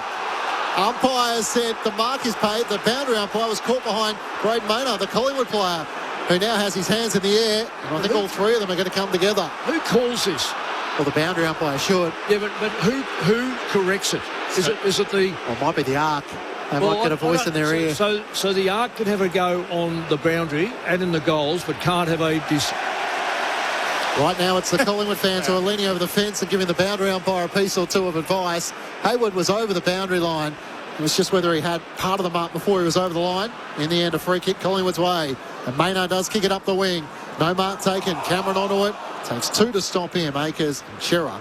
And the umpire will ball it up on the members' wing. Collingwood by 8 points. 6-1-37 to Carlton 4-5-29. Collingwood versus Carlton at the MCG, round 19, 80,000 plus here at the G as the kick just bobbles its way out towards the boundary line. It'll be a lasso free kick, so another Collingwood ball at half-back. Josh Dacos to take it. Puts it on his boot and right down to a contest forming on the wing. Haynes read it beautifully. Well, not only that ball was coming like a rocket. He got in front of the pack and marked it nicely. Kicks it back to Newman, kicks it to Walsh, who completes the switch to the Shane Warne stand of the side stand of the ground where Cowan marks, and then chips it to Newman. Sam Walsh needs to get involved. He's for a side that there's a lot of loose football. Newman's still with the footy, just squares it out to Dirksen, right half back. Slow approach here from Carlton as they move it across to Haynes. He marks in front of the Carlton bench. Barry Mackay out for the day. Won't take any further part in the game, a knee injury. He's kicked though a turnover as Long takes it, hand passes it to Nick Dacos, kicks to half forward for Collingwood. Anderson just spilled the mark, but he'll get the free kick. Paid against Dean. Anderson with it, centre half forward. Really? A little lucky, Anderson, who propelled his body forward and made sure the umpire saw it. I don't know if there was that much force by Dean, but he certainly got him in the back. Anderson called a play on. McGovern almost put the pressure on. Kick out to Houston, who's a beautiful long kick from outside 50. And it's offline to the right and through for a minor score. So Collingwood by 9 points. The Eagles still leading in Perth. They're 5-2-32 to the Brisbane Lions 2-4-16. Time on in the opening quarter there. Saturday night footy on ABC Sport. I think, Kel, I don't know about you. I reckon Collingwood have just grabbed the game a bit by the neck. They're squeezing Carlton. Carlton just can't penetrate that 50 with assurance, whereas Collingwood can. I want to kick to now, Mick. No, that's... So Cowan's got it at centre wing, spun around in a 360 and hand passed it back to the man he got the ball from in Akers, who just dumps the footy inside forward 50, nearly works for Byrne. He couldn't hold on to it. Reedy's there on the turf to pick it up, hand pass it to Haywood. The ball bobbles its way towards goal, but it goes through for a behind between the left goal post and the left behind post. Just a minor score for Carlton. Collingwood's lead cut back by 1 to 8 points, 25 minutes played in the second term. Braden Maynard brings Collingwood back into play, straight down the middle to Dan Houston. 40 metres out from his defensive goal, and now a 50-metre penalty. Another 50. I don't blame the umpires. They've got to operate under the rules, but there is no interference. So Brody Kemp was in a protected area. Houston's run. He's all the way through the middle of the ground and kicks inside 50. Membry marks. Clear McCreary, and there was little Wilson could do in that matchup on Tim Membry as it just landed shallowly in his lap in the right forward pocket. I get what you're saying, Clinchy, but Wilson should have been up on his shoulder, pushing him to the fence. He had ample time to do that. It wasn't as if, I know the ball was falling, but you take the ground first. Collingwood got out by 16 points in the opening quarter. The Blues took the lead in this second quarter. We've had 5 lead changes. Tim Membry looking for his second. And to continue Collingwood's charge, the kick is offline to the right. There's no one there on the goal or behind line for Collingwood, so Dirksen in the end can take an uncontested mark. As he raffled it with his own teammate Nick Newman. That's terrible. Now Newman can take it from Dirksen. Just painting that for people that aren't watching. Membry had a shot about 35 metres out. Oh, hang on, Mick. Newman's played on outside the boundary line. He's trying to make the case that he kept on his line as he was bringing the ball from the left back pocket, and the umpire says throw it in. So, mistakes. A couple of mistakes here from the Blues. A 50-metre penalty from Kemp took the Collingwood side to half forward, and now Newman playing on over the boundary line. Just getting full clarification from the umpire as he's walking away. Nick Newman, the ball is tossed in and clears all the rucks as Walsh grabs it, can hand pass it away. Florent takes it, hand passes it across to Lord. He sends a hand pass to Wilson, mobbed by 3 Magpies, brought to the turf. And play will be halted right at centre wing, outer side of the ground. Well, you can't play on over the boundary line, so you can't play on the boundary line. So therefore, pay it every time. Don't be selective, because it has. They pay it all the time where they let the player do it. Yeah, they don't normally penalise you if you step off your line outside the boundary line too often, though, do they? Step off your line, but shots on goal, they do. Yeah. Call your play on immediately. Collingwood ahead by 8 points. Ball tossed up just forward of the wing to Collingwood's advantage. Ball comes away along, takes it, hand passes it to Nick Dacos. He's dispossessed of the footy. Dean did well, and the Blues will win it back. Jagger Smith with it, can take it, hand pass it to Florent. Spears the pass towards centre wing, and Houston easily stops that for the Pies, sends them inside forward 50. Cowan's there for Carlton. Intercepts the mark for the Blues and will be able to clear it out of defensive 50. Collingwood ahead by 8. Chera had to win the mark against McCreary in the air. He does so and then gets the hand pass away to the run of Dirksen. Ran into a dead end. Just got the hand pass away from the tackle from McCreary. Wilson gets it forward to Hewitt. It might still open up. Evans gathers it right half forward. Good composure. Chips it to half forward. And Taylor Byrne takes the mark. He spots a loose player centrally inside 50. It's Lord sliding in. Can't take the mark. It ricochets away from him. And Swaddling gathers. Collingwood turn defence into attack now. Harvey Harrison on the outer wing. He's got 20 metres of space, takes the bounce, kicks up towards Nick Dacos. Jagger Smith gets a touch in there. He wins the ball back for the Blues. Gets the hand pass away to Cowan. It's end-to-end footy all of a sudden. Hand pass to Florent. Sends Carlton up the Shane Warne stand wing. And the mark is taken by Hayward. Everyone takes their breath for a moment. Well done, Jagger Smith. Hayward looking for Hewitt. It just sits for him. He drops the mark. Has time to recover. Long was chasing after him. Puts the kick inside forward 50. Akers can't take the mark. Ball spills down. Burns there again. He has the footy. He has to take the tackle, and it'll be a ball up inside forward 50 for the Blues. I reckon I've seen so many opportunities to kick goals. Players falling over, miss their target by 2 or 3 metres, and then drop a mark 35, 40 metres out. It's just bizarre. Reedy and Cameron in the ruck. Houston takes it. Goes to put the kick away. It's a ruck infringement against Reedy. For holding Cameron out of the contest. He wins the free kick. He chips it straight to Kemp. Now, this is an opportunity Carlton have to take, Mick. Well, they do. It's fairness, a big mistake. In fairness to them, they've had a lot of opportunities going inside 50. They've actually looked like more likely to score this quarter than what they have in that first term. Their method going inside 50 has been a lot cleaner. They've lowered the eyes. They just haven't been able to execute or capitalise on that last possession. Mistake from Darcy Cameron that chips it right to Brodie Kemp inside forward 50 for the Blues. Allows him a shot after the siren. 45 metres out from goal. Won't even register a score. Didn't make the distance. Ramped it on the last line. Punched it away. And that won't be a change to the score at all for the Blues. It'll be Collingwood leading by 8 points at half-time. They're up by 2 points at quarter-time. The lead changed 3 times in that second term. Carlton was able to get ahead by 4 points at the 16-minute mark, and then it was Collingwood who had a goal through McCreary that gave the Pies back the advantage at that point in the second term. Collingwood ahead by 8 points, 6-38. Carlton 4-6-30. The goal kickers so far in the match, 2 to Dan McStay, and then 1 to Jordan DeGoey, Tim Membry, Charlie West and Bo McCreary for Collingwood. And for Carlton, It's Brodie Kemp, Ben Ainsworth, Mitch McGovern and Jagger Smith, all with singles. Harry Mackay out of the game with a left knee concern for the Blues. But Collingwood ahead by 8 points at half-time, Clinchy. Having led by 2 at quarter time. Matt Clinch and Lauren Borden calling the action. Poppy Penny down on the boundary. The thoughts of our experts, Mick Malthouse and Cal Sinclair. Well, thoughts I've got, these are two sides that are 8th and 12th and displaying that, and we have this madness chasing 9th and 10th. So for all intents and purposes, one of these sides or two of these sides could actually play off in that. You watch a game, and I know it's harsh, but when you watch some really good sides going around, and they've been challenged. I mean, we're watching Brisbane being challenged by West Coast, and we've seen last night Sydney lower their... Was it last night? Yep, to Adelaide. Okay, mixed up with days. It does feel like there's a lot of games on at the moment. With Sydney and Adelaide. But quite frankly, there was... We watched their 11 and 13 times respectively going inside 50.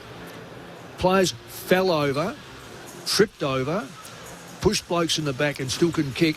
And I'm going to say something about Kemp's shot on goal here. This is not unusual for a player from 45 metres out or thereabouts missing everything, couldn't even make the distance because they've made the player paranoid about a fictitious line that is imaginary at the best, and they're not allowing the natural instinct of the player to come out and hit the mark, or either that or it hasn't been explained properly to the players.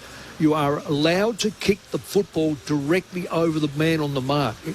If we had Buddy Franklin here, he starts at a 90-degree angle before he releases the football, and we allowed that because it was his natural, as long as he kicked it over the man on the mark. Kemp there was paranoid about staying straight. It's not natural for a right-footer to stay dead set straight. His right leg is then going to be across his body. It is always going to go left, and they choke. So we're going to have to clean it up because we don't want to... We give the forwards 30 seconds to have a shot on goal, and yet we can't give them the opportunity to kick the goal through their natural instinct. So anyway, getting back to the game, I don't know about you, Kel, but it deteriorated. The better players stand out. The bottom players are, at the moment, we've seen drop marks. Young Lord, with all due respect to him, the ball comes to him, he sits him on the chest, he falls over 40 metres out, smack bang in front of the goal. That was almost the way half a dozen players played in the last... Hand pass of Pendlebury straight to McGovern. Hand pass of Dean straight to the Carlton player who kicked the goal. It's almost like who makes the least number of mistakes is going to win this game.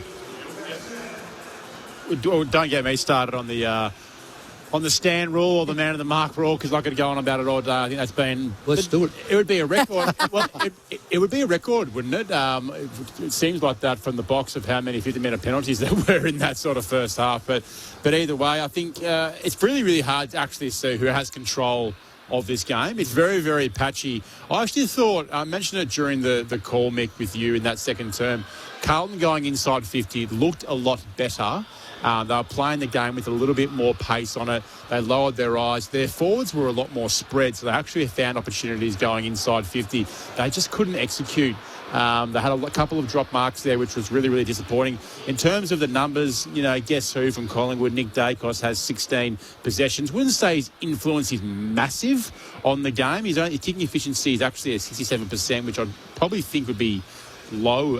Score involvement's high, though. Exactly right. So Darcy Cameron with 14 touches. I know, Mick, you've made plenty of comment about him through the quarter. He's probably reaping the benefits of the long down the line play that Collingwood that Carlton are making. Paddy Cripps, George Hewitt, 15 for Cripps, 14 for Hewitt. I actually think who's probably been their best player is Nick Haynes. I know he had probably a pretty ordinary disposal late in that second quarter, which probably cost him, but he probably seems like he's actually finding a bit of form behind the ball. Seems to be reading the play as best as I've seen him for probably a number of years. He had that patch at the GWS Giants where he was basically getting tagged off half-backs. I thought he's had a really good game. Harry Dean's been really serviceable, but I don't know. It just feels like it's been a really, really clumsy second quarter. Can I throw names at you that we just expect more from? I know I do, and I just don't. I don't believe these players are putting themselves in a position to be the player that the club wants.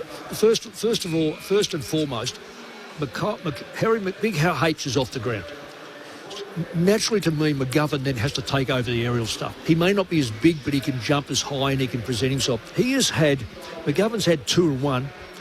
He's still got the same. The Guernsey can be put away. It's got no sweat on it, no dirt on it, and it makes you wonder what it's worth, because even if they auction it off, they get bugger all for it. Because honestly, why would you?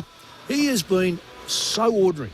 A player like McGovern, who's fighting for a contract every year, he should be saying, I will take everything in the air.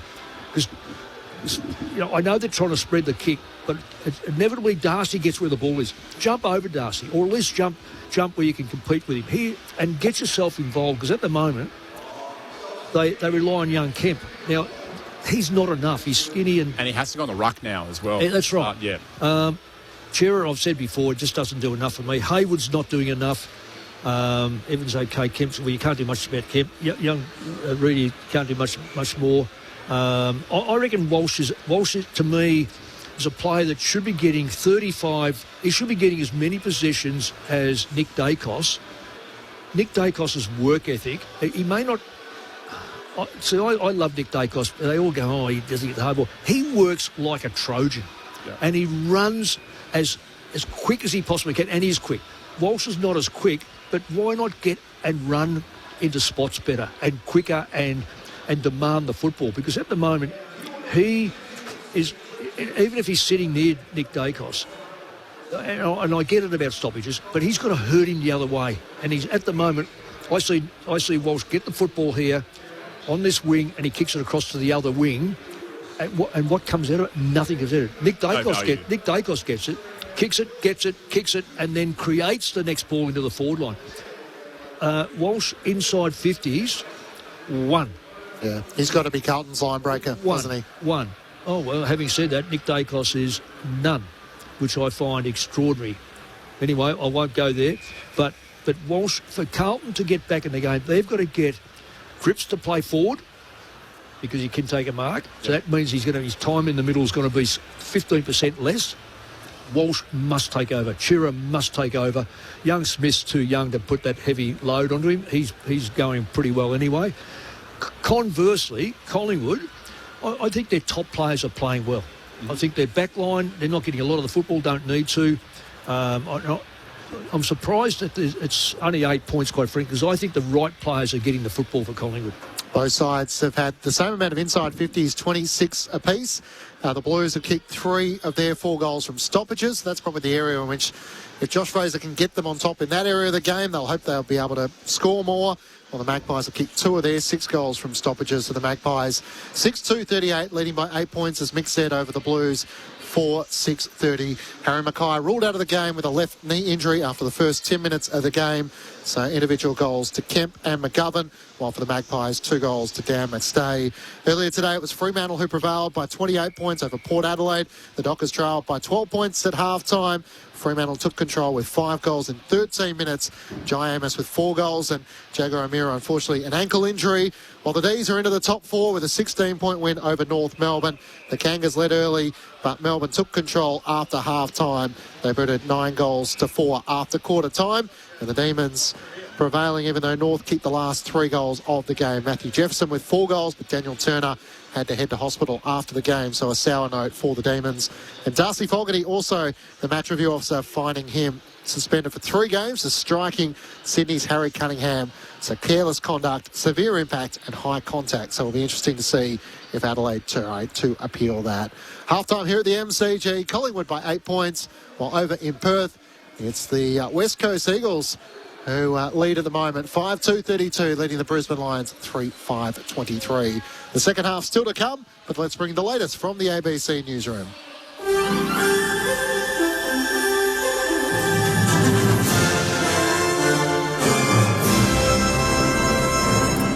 Hello, this is ABC News with David Rowlands.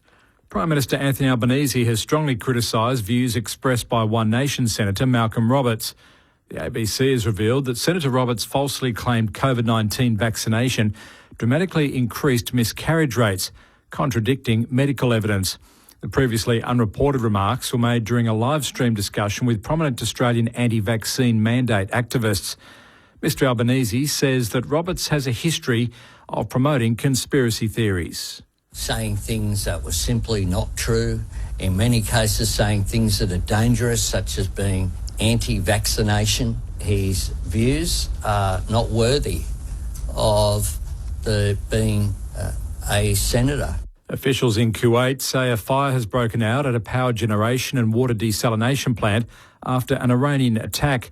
Larry Buttrose has more. Officials say several power generation units were shut down after the attack. They say efforts are underway to contain the fire and carry out repairs. Earlier, Kuwait closed its airspace and rescheduled flights following attacks by Iranian missiles and drones. Officials in Bahrain say their forces have also been intercepting Iranian aerial attacks. The Iranian launches on US Gulf allies follow a seventh consecutive day of US strikes on Iran, the latest targeting the central city of Yurts, as well as renewed attacks in the south and near the Strait of Hormuz. Iranian officials say 8 people have died in the latest US strikes. Authorities in Laos are being urged to enforce harsher punishment on those responsible for a 2024 mass methanol poisoning incident that killed 6 tourists, including 2 young Australians. As Sasha Payne reports, the Australian government wants more done, and the victims' families say they're outraged. They said ahead of the charges that they were too lenient, that no one's been accountable for their beloved children's deaths. The Australian government has also expressed its disappointment. They have increased their travel advice warnings to level 2, saying that travellers should exercise a high degree of caution in the country. They've specifically mentioned the risk of methanol poisoning and a lack of transparency in the justice system. Pressure is mounting on the federal government to scrap its job-ready graduate scheme as expensive university degrees make it harder for young Australians to buy a home.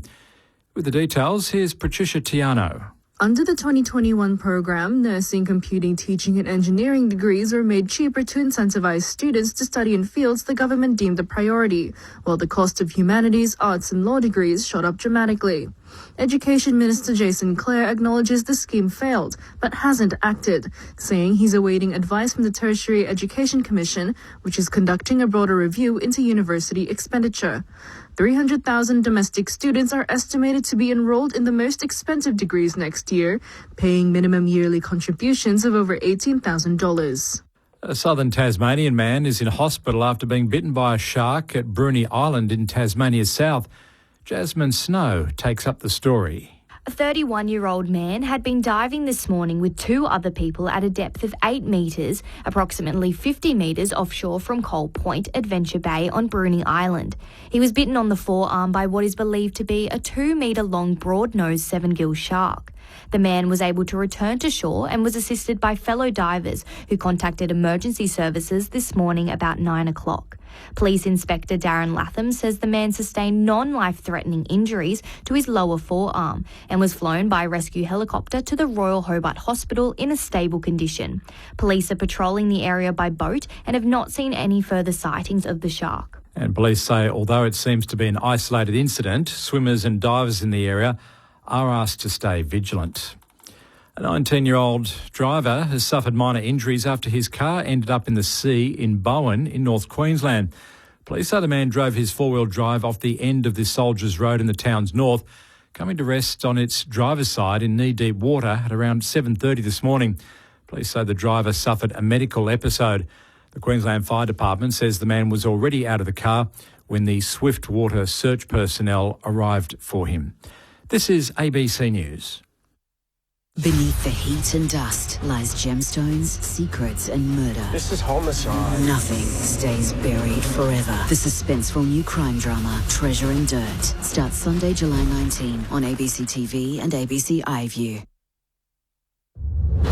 This is the 2026 AFL Premiership season with ABC Sport. From the restart, Smith roves it, has a shot towards goal, and he snuck it through. And that means that's 3 on the trot for the Blues. Dean picks it up, he hand passes it away straight to Longo, hand passes to West, snaps the goal. A quick goal coming from the Pies from a stoppage inside forward 50. And West gets the goal this time from the ball in. Swanwing takes it, hand passes away, straight to McGovern. He snaps the goal. A beautiful finish off a step from McGovern. At half forward, and Bo McCreary has it. And hasn't kicked a goal since round 12 against the Western Bulldogs. From right on 50, Bo McCreary sets sail for home and gets it there. Collingwood take back the lead by 2 points. In the direction of Anderson, it clears he and Cowan. Membry gathers, hand pass to Harrison, looks up, Ned Long's on the lead in the pocket, tries to slap it to Harrison's advantage, gave it back to Long, good build up, centre and kick, Crisp takes the mark. Brilliant. He can hand pass it into the goal square to go, he kicks around his shoulder, and that's a great finish for Collingwood. The AFL on ABC Sport. On radio. ABC Sport Digital Radio. And ABC Listen. Half-time at the MCG, Collingwood leading Carlton by 8 points in front of 80,000 plus here at the MCG. The push for finals is on for both of these sides, with the Pies sitting in 9th spot and Carlton in 12th. The Pies 6-2-38 to Carlton 4-6-30. I'm Matt Clinch alongside Lauren Borton calling the action. Poppy Penny down on the boundary. Cal Sinclair and Mick Moldhouse are your experts on ABC Sport. Earlier, Fremantle winners by 28 points as they look to close in on the minor premiership, coming from behind against Port Adelaide. Jai Amos booted 4 goals. The only downside, an ankle injury to Jager O'Meara. While the Demons are into the top 4 after a 16-point win over North Melbourne. The D's taking control from quarter time onwards. They booted 9 goals to 4. The only downside was Daniel Turner finished the afternoon in hospital, while Changuf Jaff also has an injury concern as well. But Matthew Jefferson with 4 goals. The Kangas booted the last 3 goals of the game, with the Demons winners by 16 points. While over in Perth, it's the Eagles who lead 5-2-32 to the Brisbane Lions 3-6-24. Loz and Cal, one of the most bizarre injuries in which you'll see. Harley Reid, the poster boy of the West, unfortunately has rolled his ankle while off the ground. So on the bench having a chat on the phone, has gone to step off a little ledge they have in the back row where the seats are, and has rolled his ankle in the process. It can happen. No, it can. You'd be really surprised about the unusual injuries that happen that you don't see that happen off field. Those dugouts, there are weird steps out there. Like we've all had a shocker. The one I remember was playing at West Coast once, and Josh Kennedy had a tennis ball thrown at him. And it hit him in the eye. That's right, yeah. It hit him in the eye, and he missed about 2 or 3 weeks from that. And then I think it was John Worsfold at the time said, absolutely no more tennis, no more basketball, no more rugby. It's football zone. But, Mick, we're talking about unusual injuries that have happened. Well, Callum Mills has had a couple for the Sydney Swans, hasn't he? Yes. He did. Jordan Ngoe's had one. So the Callum Mills one where it was like... Was there a dog involved in this one? No, there was one about... He was trying to jump? He was playing gridiron, apparently, right? So the real story what happened was is that... here we go. The real story that happened was is that we're walking just to to go get a sandwich at the local cafe on our lunch break one day, and we just had this like little mini gridiron ball, and one just threw it, right, and just went to, and then thrown just a little bit to the right, and he literally just put a foot out, right, just to go and grab it. Bang, foot's gone, everything like that.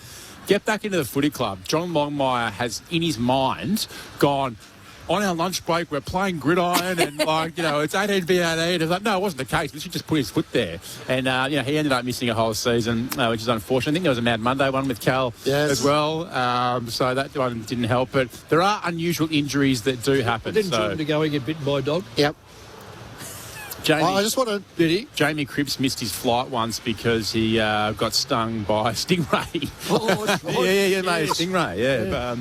I just want to know who's making the phone call to the coach, which Mick might have been on the receiving end across the journey. had some crackers. Do you have any bizarre injuries that spring to mind for players? Bizarre injuries. Take it on notice. Have a think about it and see if one comes to hand, because the players are heading back out in position. The third round of the US of the British Open, Lucas Herbert, the great storyline yesterday. So he starts his round at 8 under, 2 shots clear at the top. While over in Perth, it's the Eagles 5-3-33 to the Brisbane Lions 3-7-25. One of our listeners getting in touch on the SMS. Steve from Ballarat. Thanks, Mick. I'm a Blues fan, but I've got to agree with the criticism of Sam Walsh. I'll bring some more of those throughout the next few moments. Listening in from Germany, says Lisa. Go Pies. Second half underway. Collingwood ahead by 8 points. Pendlebury with the clearance. Just puts it out into some space. It'll be Lord running onto it for the Blues. Can get there first as DeGoey just pushing him over the line. So we'll have a boundary throwing on the outer side of the ground. Just forward of centre wing. Collingwood kicking towards the city end in this third term. Ahead by 8 points. Of course, a final spot on the line for both of these two sides. Carlton with their loss against Hawthorn last week in the rain after winning seven straight. Collingwood haven't lost since coming back from the bye as the ball is tossed in. Pendlebury can't grab it. Cripps gets to it. Then Allen's in there to try and pull it away for the Pies. Wins it. Hand passes it to Pendlebury. Hand pass to Lipinski. Still hard up against the boundary. Hand passes back to Nick Dacos, who skies the footy inside forward 50 for the Pies. McStay can't mark. Brings it to ground. Dean's there. Just puts a ball up high. Still in defensive 50 for the Blues. Walsh takes it. He gets tackled. Ball spills out. Quaynor has it. Centre half forward for the Pies. Sets it up beautifully for Steele Sidebottom, who was standing in some space just inside forward 50 for Collingwood. I'd like to see where Steele was playing at this time, because there's outside of Pendlebury, he's the next most experienced but also smart player. He would know exactly what's happening in front of him. I've got a funny feeling is he coming for half back or wing? He had an absolute paddock, didn't he? No one picked him up at all. So that's why I say he's smart enough to find that space. And he's good for this distance too. Steele Sidebottom, 52 metres out. Gives it everything he's got. It's just short. Gets kept in play by Wilson, who moves it towards Cowan in the back pocket. Goes back to Wilson. He hand passes inboard. Anderson brings it to ground. Then Wilson's still back there to collect it. Hand pass it to Cowan, who hurries a kick outside of defensive 50. It's out of bounds on the full. And Collingwood will still hold on to the footy via Isaac Quaynor, who has it about 60 metres out from goal. Pies ahead by 8 points, no change to the halftime score. The Blues have the majority of their numbers inside the defensive 50, so Quaynor retreats back with a kick to Maynard, who swings down on the left, sends it inside 50. Cowan flies, it clears he and Anderson. McCreary at the back gathers. Hand pass to Lipinski. Hand pass missed to Goey. Evans tried to throw a boot at it. To Goey's still there, trying to gather. Hand pass over his shoulder looking for Chris. Carlton desperately defending. Cooper Lord lays the tackle with the support of Hayward and Frankie Evans, and a ball up 20 metres out from Collingwood's goal. And that's the opportunities that Mick's been speaking about. Missed handball, and it just costs you an opportunity in front of goal when goals are just so valuable in this low-scoring game. Reedy and Cameron spills down to Lipinski. Kick is smothered here. Dean tries to knock it away. Wilson had it, lost it. Ed Allen trying to knock it clear. Spills away. McCreary over his shoulder. Puts it through for his second. There was lots of chaotic bodies going left, right and centre, and players weren't sure exactly what was going on. Bo McCreary just took it and snapped it through for a goal. Collingwood with the first goal of the third quarter inside 3 minutes to extend their lead to 14 points. 7-2-44 to the Blues, 4-6-30. Mick Malthouse and Cal Sinclair with you on ABC Sport. It was almost inevitable, Cal. There was so many bodies near the ball, had the ball, half the ball, never cleared the ball. What it took was a Wiedering to be that presence down there to demand or get rid of it or yell out or something. They just didn't seem to have any method of breaking out of that line, and hence gave the ball back to Collingwood probably 3 or 4 times. The Pies could have kicked a goal out of probably the last 2 minutes, quite frankly. Back in the middle, Pies ahead by 14 early stages of the third term. Cameron just soccers it away from the centre circles. There's a free kick though, and it is coming back to Sam Walsh. Well, that's better. He's got his head over the football. Not to say he doesn't, but he just needs to more often. Long kick will go inside 50 here for the Blues. It'll be stopped by Maynard, who just pushes it forward ahead of him. Cottrell gets there, takes it, then takes the tackle from Josh Dacos, who wraps him up inside forward 50 for Carlton. Their ball up 40 metres out from their attacking goal. It's punched away down to the turf. Cripps tries to paddle it away, but it's picked up by Pendlebury. Hand pass away to Crisp. He just dumps the kick into some space along the broadcast wing. Cowan chasing after it, chases it all the way over the boundary line for a lasso free kick. Anderson will win it, and he wants to move the ball on quickly. Squares up the footy to DeGoey. Centre wing for the Pies. It's touched off the boot. It defects all the way to Wilson, who can pick it up for the Blues. Hand pass to Florent. Hand pass to Hewitt, who just chips it to centre half back. where Evans will mark and he can flare it out wide, and McGovern will take it for Carlton. Working a long way up the ground, he marks centre wing on the Shane Warnstand side. Collingwood by 14 points. Kicks out wider still to Cooper Lord. I was just watching McGovern. He got that first kick. He's hardly moved since. They need him in the forward line. Now he's running in there. Now he's trying to get a wriggle on. Inboard to Kemp, but now to Hewitt.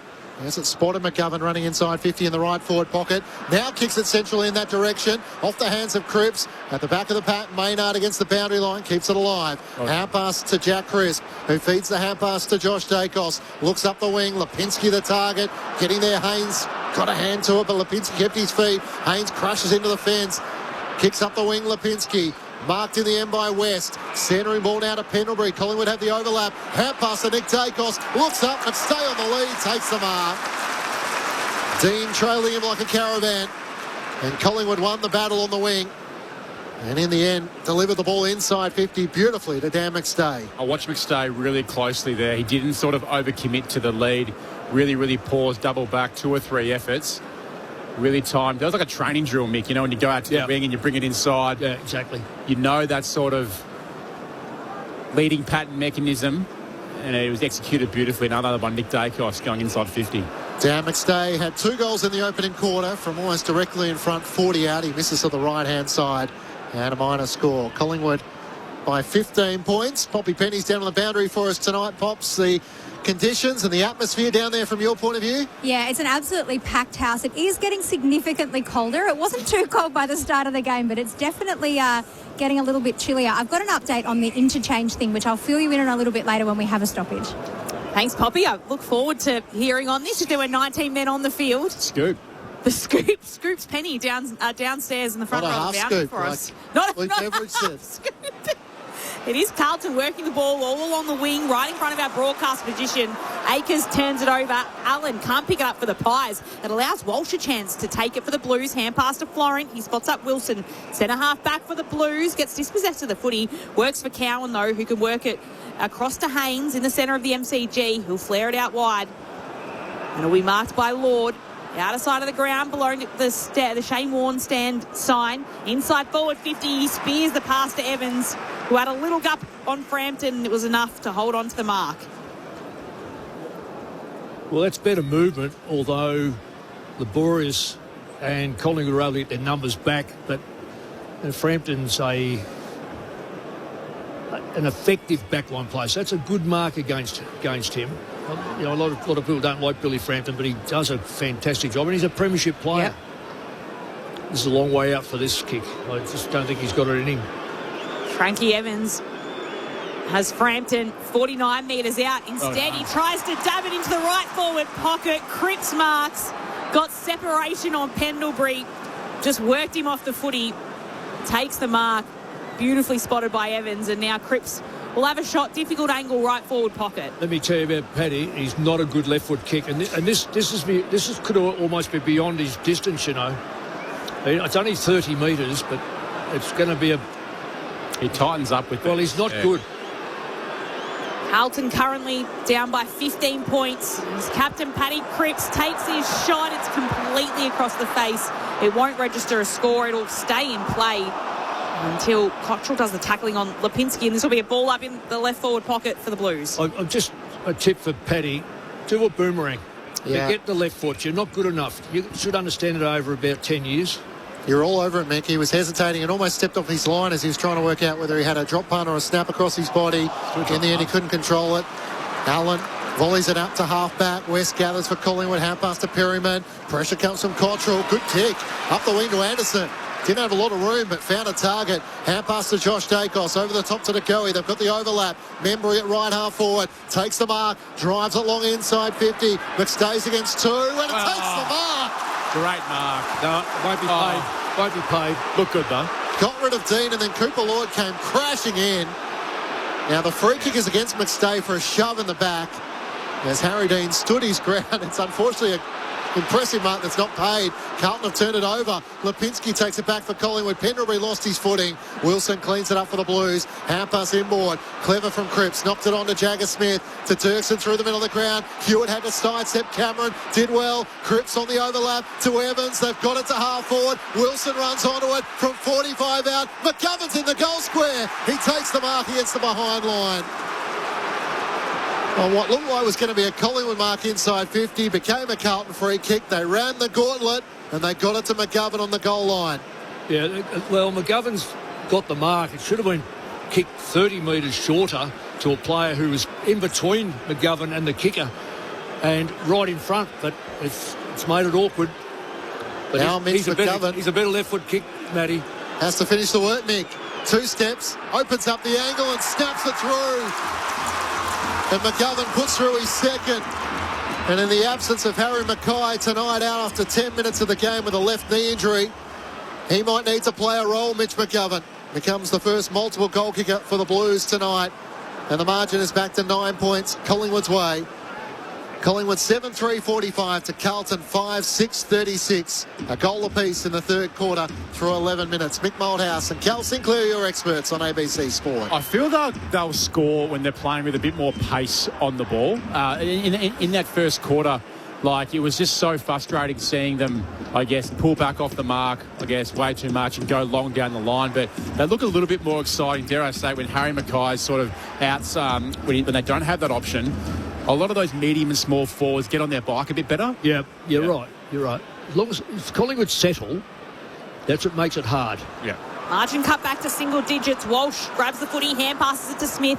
Quick kick inside 50. The hand pass comes from Byrne across to Evans. He was falling to his right. Still got the snap away. It's just offline.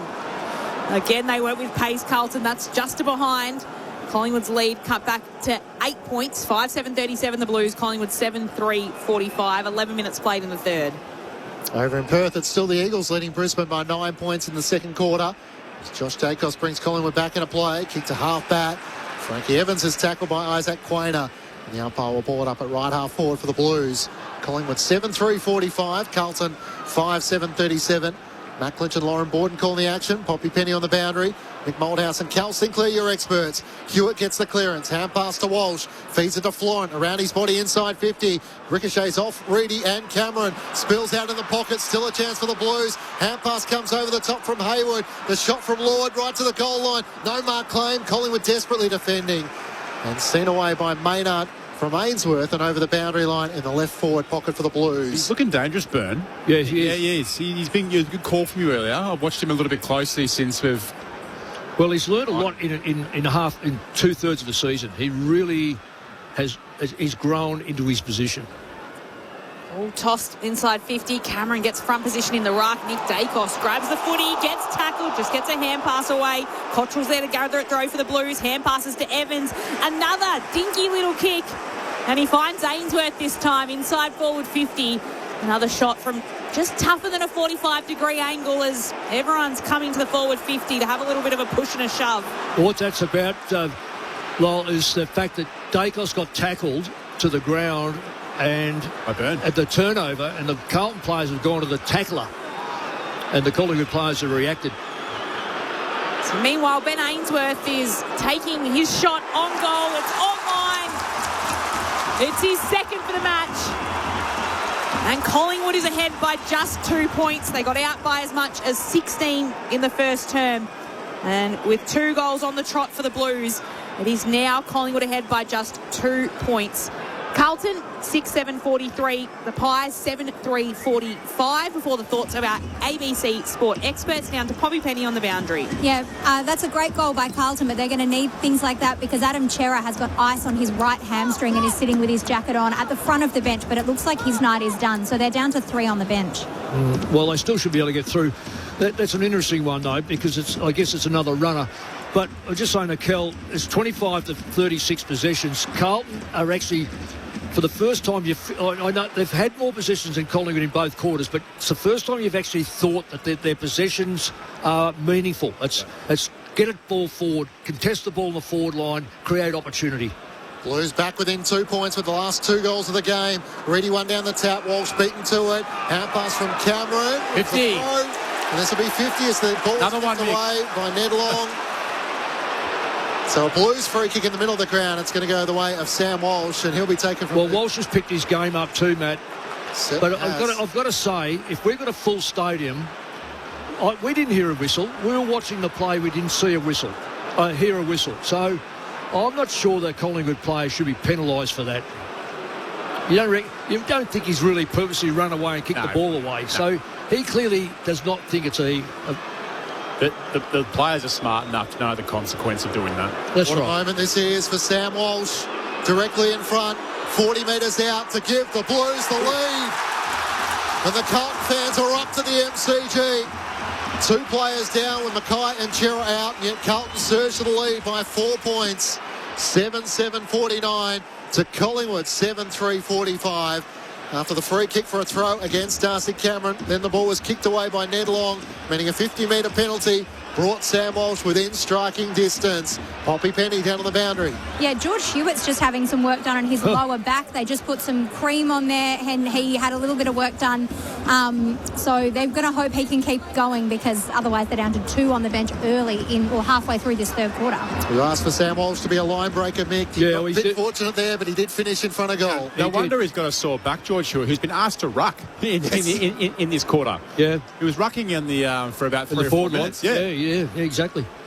Carlton now ahead by 4 points. Cameron rises high in the ruck, misses the tap out anyway in the end. Here is Walsh, takes a bounce, runs into Chris, can't get past a second, and Long tackles Walsh to the ground and stops him from going beyond centre half forward. If he kicks that football when he should have, that ball's in the 10-yard square, and it's a 6-6-6, so there's no coverage.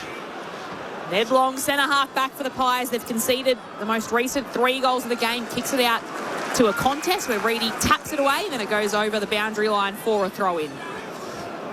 One of the things I've just noticed, if I can just say very quickly, on kickoffs, Cameron takes position, half forward for Collingwood comes up and blocks the ruckman so Cameron can go for it. It's a great bit of play. It's the first time I've actually seen it, so I'm sure the opposition must pick it up if we've picked it up.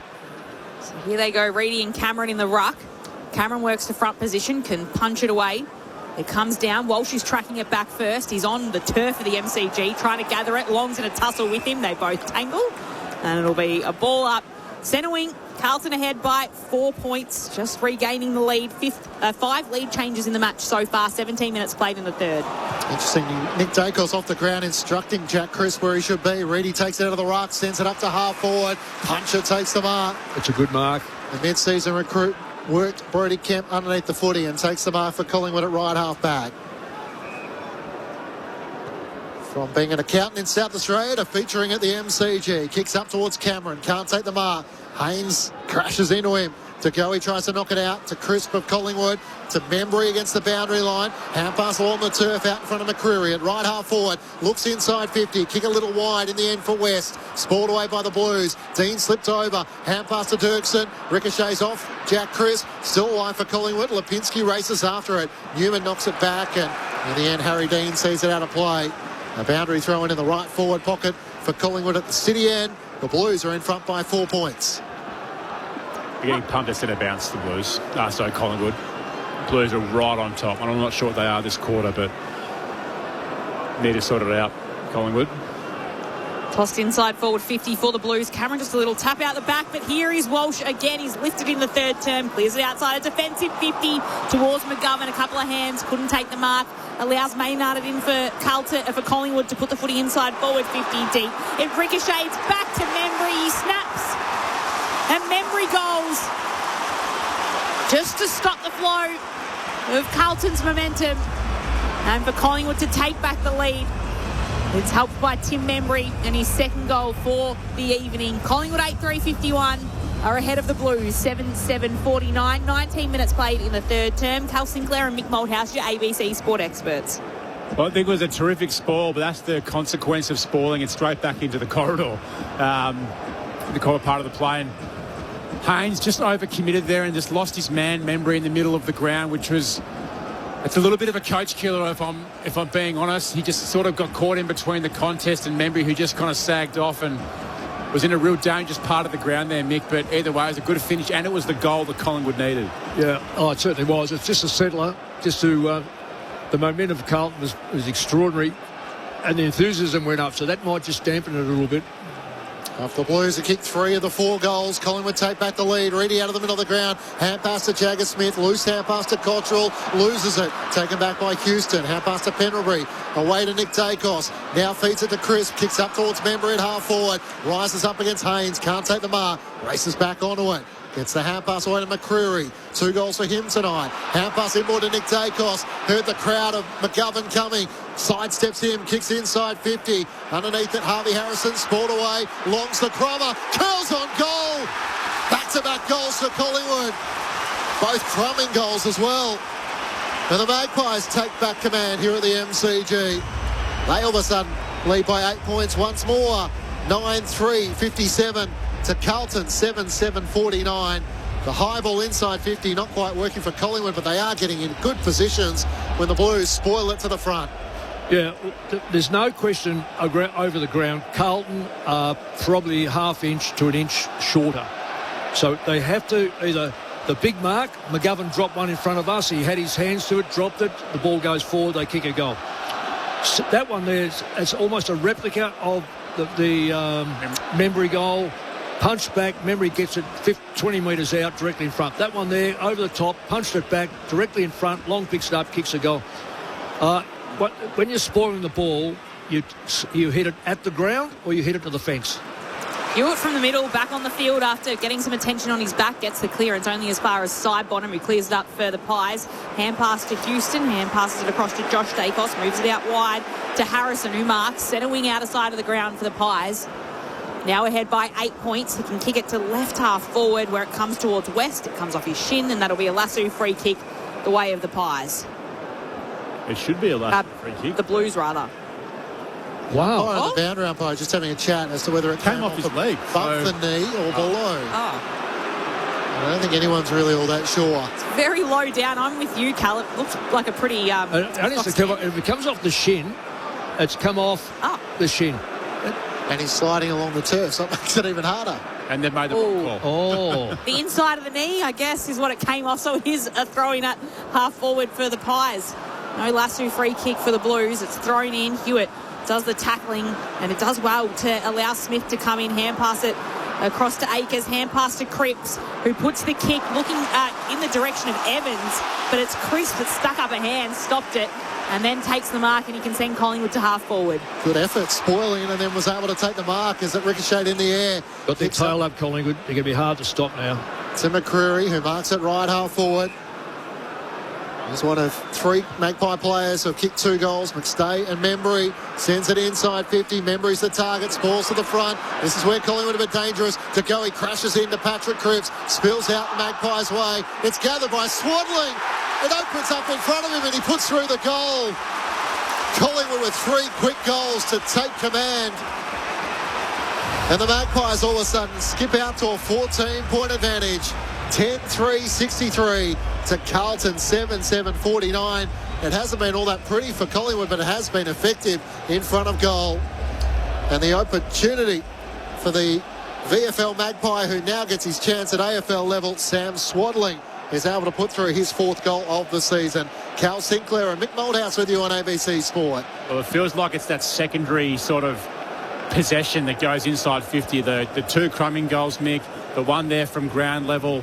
Not sure who helped him out there, but great finish there from Sam Swadling. I think Clinchy, we've watched him a fair bit at VFL level. Seems probably a class above, you'd probably say, at VFL level.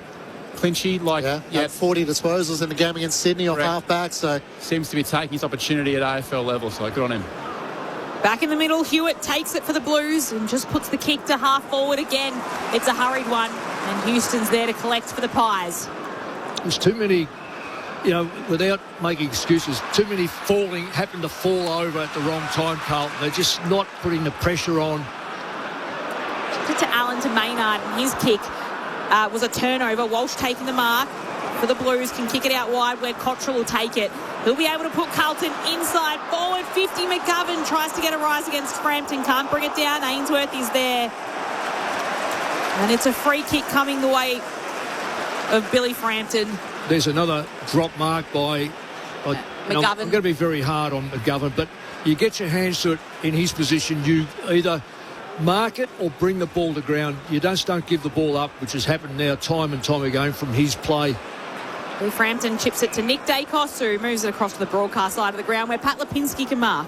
The voice of Lauren Borden alongside Matt Clinch calling the action. Poppy Penny on the boundary. Mick Moldhouse, Cal Sinclair, your experts. A turnover for the Pies. Akers dropped the mark. Has enough time to gather. Out past to Nick Newman. The kick just held in the air too long for Frankie Evans. And Perryman comes across and makes the spoil. Poppy Penny on the boundary for us. Just a little update on that interchange situation in the second quarter. So after Beau McCreary kicked a goal, Josh Dacos and Darcy Cameron both came off, but only one player went on. So play was stopped, but for about 15 seconds. I believe there was 19 on the field until Puncher came off and no one else went on. All right, thank you, Poppy. One to follow. Akers tries to get a hand pass forward for the Blues. Was Cripps pushed in the back? The umpire says no. What does that mean? Yeah, that's the question, isn't it? So is there any penalty, you'd imagine, Poppy, with that? Well, they haven't had more players. Do they have more players on? Potentially they might have had 19 players on the field. Free kick. Not Cripps during play. Shoved out of it. Hang on, Poppy. What have you got? So not during play. The game was stopped because obviously it was after a goal that all the interchanges happened. So I'm unsure, and I'm seeking clarification from the AFL as maybe there was a blood rule, but I didn't see any blood when any of those players came off. So unless there was a blood rule, I'm not sure whether it's because play was stopped, what the outcome is or the ruling is. But I have sought clarification from the AFL. All right, we'll wait to find out. This has got to be a captain's goal. This one, he's got to kick this to keep Carlton alive. Patrick Cripps has got a free kick courtesy of Dan McStay with a shove in the back from the left forward pocket. He works it right to left, and this time the Carlton captain makes the moment his. Couldn't snap it from the right forward pocket, but can here when his team needs it after Collingwood had kicked the last 3 goals of the match, and it was just starting to drift away. The margin back to 8 points Collingwood's way. 10-3-63 to the Blues, 8-7-55. 4 goals apiece so far in this third quarter. That was a key moment from a careless free kick against Dan McStay, Cal Sinclair and Mick Moldhouse. Well, it was a careless free kick, and that's if you're going to give away a free kick, don't give it in the 50-metre line or inside the 50 arc. So it's kept Carlton alive. The momentum has swung very much in Collingwood's favour. It's only it's still 4 minutes, so it's a fifth of the quarter to go. This is where if Carlton are going to stay in the game, they've now got to either hold the game up or score again. From the middle, tap out from Cameron straight to Cripps, who roves it. He's dispossessed of the footy. McCreary takes it, hand passes it to Degoe, fumbles it at centre half forward for the Pies, allows it in for Walsh. He's knocked off the footy. Nick Dacos picks it up, hand passes it to McCreary, running into 50. Will have a shot at goal himself. It's offline, and a minor score for the Pies. Oh, just Carlton had the ball sewn up there, but no talk, no action, no protection. Lost the football, and very lucky that it wasn't an easy goal kicked. And I reckon they're down on numbers. I think that Cherra's out, I'm thinking, and Mackay's obviously done, so it's going to be a tough quarter and a half for them, I think. Yeah, but you've got to look. This is where Cripps plays full forward, mate. Yeah, it's not rocket science. Florent into Dirksen, tries to kick up the wing towards Cripps, can't take the mark. Nick Dacos off the outside of the boot, his kick is intercepted. Wilson kicks through the middle of the ground. McGovern leads up and marks in front of Perryman. That's well done by McGovern. He had to hold up there. Now, Collingwood had a couple loose in defence, so he just waited for time and then kicks out very wide. And Hayward sliding on his belly takes the mark at left half forward, but he's now outside 50. The reason why McGovern had to go wide because Collingwood saturated the area. Cameron's playing as the loose, so he tries to drive it long and in the end ends up with an unintentional shot on goal. Misses to the left from Will Hayward. It was a lazy kick from 8. Sorry, Clinch. It was just a lazy kick from Hayward. No method. It was just a nothing kick. Yeah. Houston brings it into Josh Dacos, who waits for Houston to run past him, gets the hand pass away. McGovern chasing him down. Houston can get the kick away to centre wing, outer side of the ground, but it'll be cleaned up by Ainsworth of the Blues. Hand pass to Jagger Smith, chip kick inside forward 50. McGovern marks. Yeah, well played then. I've been harsh on McGovern, but that instant there he worked up the ground. Smith's going to be a champion for them. His first year, I know he had last year, but he was out with a knee reconstruction. He's been terrific as a young player, working through the middle and lowered the eyes and kicked to a leading So this is an opportunity for McGovern to bring that one back, particularly with only 2 minutes left. Mitch McGovern, again, out of contract at the end of this year, but to keep Carlton well and truly in this match, it's a hacked kick forward, and it'll stay in play as Anderson goes in after it, puts his head over the footy. Hewitt tackles him. Poorly. McGovern's shot goes begging as Anderson takes it with the free kick for Collingwood, who move it through the centre of the MCG. Pendlebury hand passes it to Allen. They're looking to go end to end here. The Pies, the kick comes towards McStay in the forward 50. He taps it down. Membry's there to row. Kicks from point blank range. And end to end for the Magpies within seconds from a McGovern kick. It becomes a Membry goal. And instead of McGovern kicking his third, it's Membry who puts through goal number 3 for the Pies. 11-4-70 Collingwood. Carlton 8-8-56. 14 points Collingwood's lead as we near three-quarter time. I think it's worthwhile applauding the work rate of Membry and McStay to get back and make a contest, because they were out Collingwood but didn't have a lot to look forward to look to. But what they did do is they actually skied the ball quite high to actually give the key forwards enough opportunity to actually get back there and make a contest. And Tim Membry, for his age, he's been pretty good at ground level today. It's unusual, isn't it? Hasn't missed. He's been an absolute dead eye in front of goal. And probably worth mentioning, West Coast now are in the lead by 7 points at half time against Brisbane Lions. So who would have thought? So the Lions with a bit of work to be done. Reedy out of the ruck, gets it towards half forward. A chance for the Blues to immediately respond. Side bottom leads, Akers to the footy. Gather's got a shove as he kicks it straight out on the full. Umpire says no further penalty, so a Carlton free kick at right half forward. He's been, if Steele needs any reinforcement about next year, and I'm one of his greatest fans, let me tell you, it's been just a little bit sloppy today. Yep. Akers kicks into the pocket for the Blues. Reedy the target. Spoiled down to the front. Cameron tries to work onto it. Still a chance. Ainsworth hand pass chopped off by Josh Dacos of Collingwood. Hand pass to brother Nick. Not a lot at half back, so kicks out to space. Allen did well. Presented. Taken high by Hewitt. They're chopping the arms, says the umpire. So Collingwood are starting to win a few of these one-on-one battles. The Blues are trying to press. There's Anderson around the back to Nick Dacos. Another disposal for the number 35. Chips it inboard to Houston. And they just hold Collingwood up for the moment, leading by 14. Yeah. Chips it to Perryman, who marks it right half back. Well, they've got 40 seconds to chew off the clock here. Good exercise now to either get the ball inside their front 50. Carlton got the extra play behind, so they're doing everything right. If you've got an extra play behind, it means there's one player missing through the middle of the ground. That's what you've got to do, is locate him, and that Collingwood have been doing that beautifully at the moment. So winding down the clock, Perryman to Houston to Frampton, backwards towards Quaynor, who's got it just outside of the defensive goal square. He'll put plenty on this kick here to have it sit on a pack. Cameron had front position, somehow pulled in the mark. Or he wasn't paid or get tackled to the turf. He pulled that one in, didn't he? He had front position in the contest. Must have been touched. So it's a stoppage now, right in front of the Carlton bench, tossed up. Walsh does his best to just paddle it forward ahead of him. And the siren will beat him from moving it any further. At three-quarter time, it's Collingwood ahead by 14 points. Again, Carlton was able to take the lead in that third quarter. They got ahead by 4 points after a Sam Walsh goal at the 15-minute mark. The 19-minute mark, though, Membry put Collingwood back in front.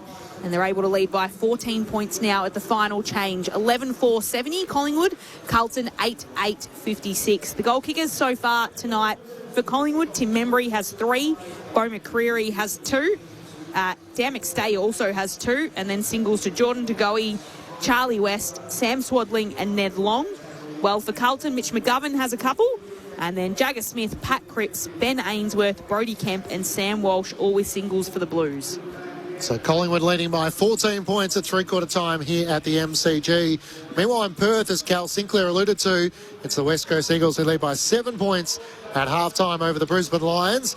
So the Eagles 6-4-40, leading the Brisbane Lions 4-9-33. They couldn't, could they? Well, you wouldn't have thought so. Stranger things have happened. And that injury to Harley Reid, who was on the bench on the phone, didn't see the step and managed to roll his ankles. I thought of a strange injury, or something that reminds me of the Harley Reid one.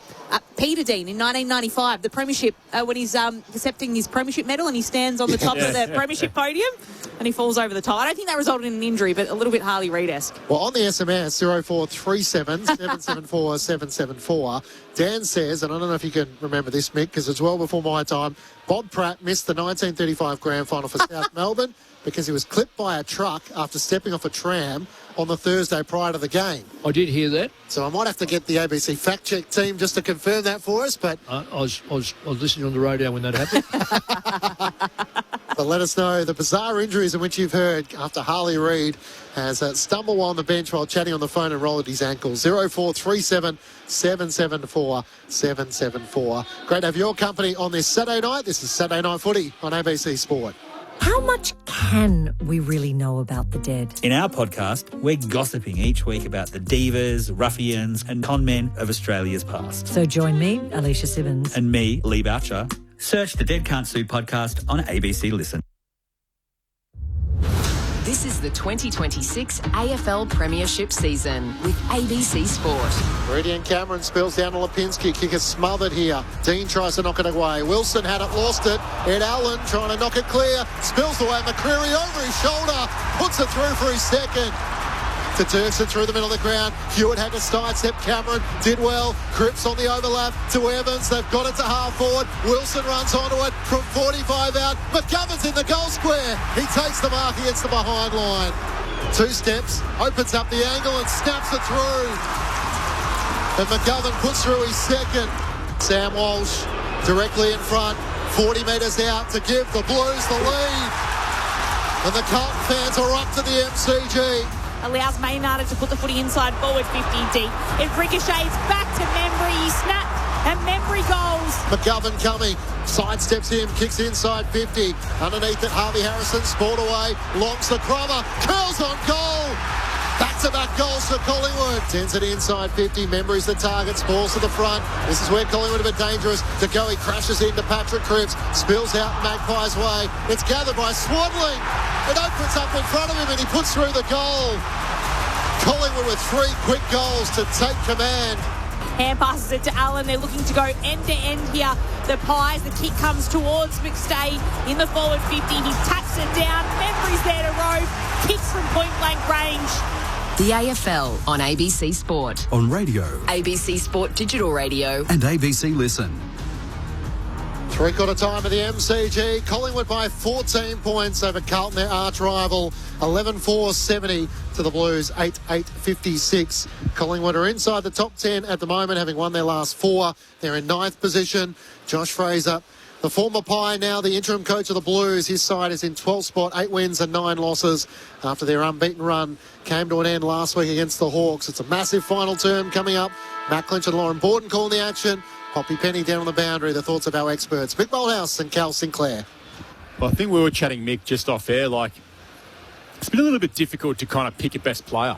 We spoke about, you made the point about Tim Membry, and I think his game, for a 10-possession game, he's kicked 3 goals, but they've been very, very important goals, and he's taken his opportunities, which is what I really, really like about Tim Membry's game. I thought McStay up forward has been quite serviceable. Nick Dacos had a lot of the footy, but you did make the point that finding a lot of it in the back half, and he's searching for a lot of ball, if that makes sense. Yeah. So, he's chasing a lot of... Look, they're, harsh, they're, I know, yeah. They're cheap. They're cheap around the back, and they're... Look, it's okay if he re-sees it on the right-hand side and can break the line and then use the football, which he quite often does. But when he starts to go around the left and has to create the play from his left-hand side, which is not his natural side. But Hewitt's had 22, but you couldn't possibly give it to him either. Paddy Cripps has been, going at 40%. Sam Walsh picked his game up. He's gone to 20 possessions, and he did. Young Smith has been as effective as any Carlton midfielder because he's pretty clean with the football. He's gone at 86%. He's had the ball inside front 50, but only twice. And there's not a lot of players that had a lot of inside 50s. Dacos has gone from not many to 4, which is quite good, and McCreary's gone to 6. Now, his run off the high half forward through wing to half forward has been quite exceptional, actually. This is probably the best game he's played in 8 or 9 games. So it's a very appropriate time to start to play that sort of role. He comes up the ground, uses his pace. Carlton haven't got a lot of pace on the ground at the moment. Yeah. So yes, if you were picking best player today, good luck. You're picking him. Yeah. Liam Reedy's my one. Liam Reedy's my one this quarter. He's got 3 votes. You're giving him 3 votes. No, I was saying, I thought you big said quarter you were for giving him 3 it. votes. Oh, okay. Yeah. Right. So the Blues down 2 players on the bench. Collingwood leading by 14 points. Final term underway. Darcy Cameron wins down the tap head. Allen kicks up towards half forward. To go, he can't take the mark. Anderson gathers. Hand pass chopped off by Sam Walsh. She's tackled by Ed Allen, and the umpire will ball it up. It's centre half forward. On the SMS, 0437 774 774. Some of the bizarre injuries we've heard. Ollie Wines injured himself water skiing and missed a few games. That's from Michael. Good suggestion. Pies can't bust it clear initially, but Darcy Cameron gathers it off the deck, kicks inside 50. McStay led to the footy by Harry Dean. It ricochets off him, and Lord gathers, sends the Blues to half back. Cripps takes the mark, kicks up the wing. Was Hayward impeded? He wasn't. Umpire waves play on as Maynard made the spoil. Nick Dacos runs onto it, kicks to Anderson at right half forward. And, no, it's going back. On. The umpire has called a free kick to Paddy Cripps. It's coming back. Certainly wasn't the umpire that was. That's a delay of seconds. So Paddy Cripps does have the free kick. He works his way around Maynard on the mark and then puts a fair bit on his kick to get it inside forward. 50, Cameron in front. Couple of hands to it. Will we pay the mark? It's inevitable that's going to happen. Cameron will take up. He is one of the best in the competition at getting in line with the kicker and the goals and just reads it. This is where McGovern has got to bring the ball to ground. Darcy Cameron for the Pies can kick it out near the boundary line. Looking for Lipinski through his hands. Haynes is there to gather for the Blues. Hand pass to Smith. Hand pass to Reedy. Flicks it across to Cripps, whose hand pass doesn't hit Walsh, allows it in for Josh Dacos and the Pies, who's able to hand pass it away towards Allen, who takes it and hand passes it to DeGoey. Flicks it out wide to centre wing. McCreary marks. He looks up. 1-on-1's inside 50. The deepest of which is West in from the side. Dean's able to support Dirksen. Ricochets out towards the boundary line. Florent keeps it alive. Hand pass to Jagger Smith. The young Blue looks up and has Ben Ainsworth at half back, and he takes the mark. And look where Cameron is right now. He makes you nervous of where to go.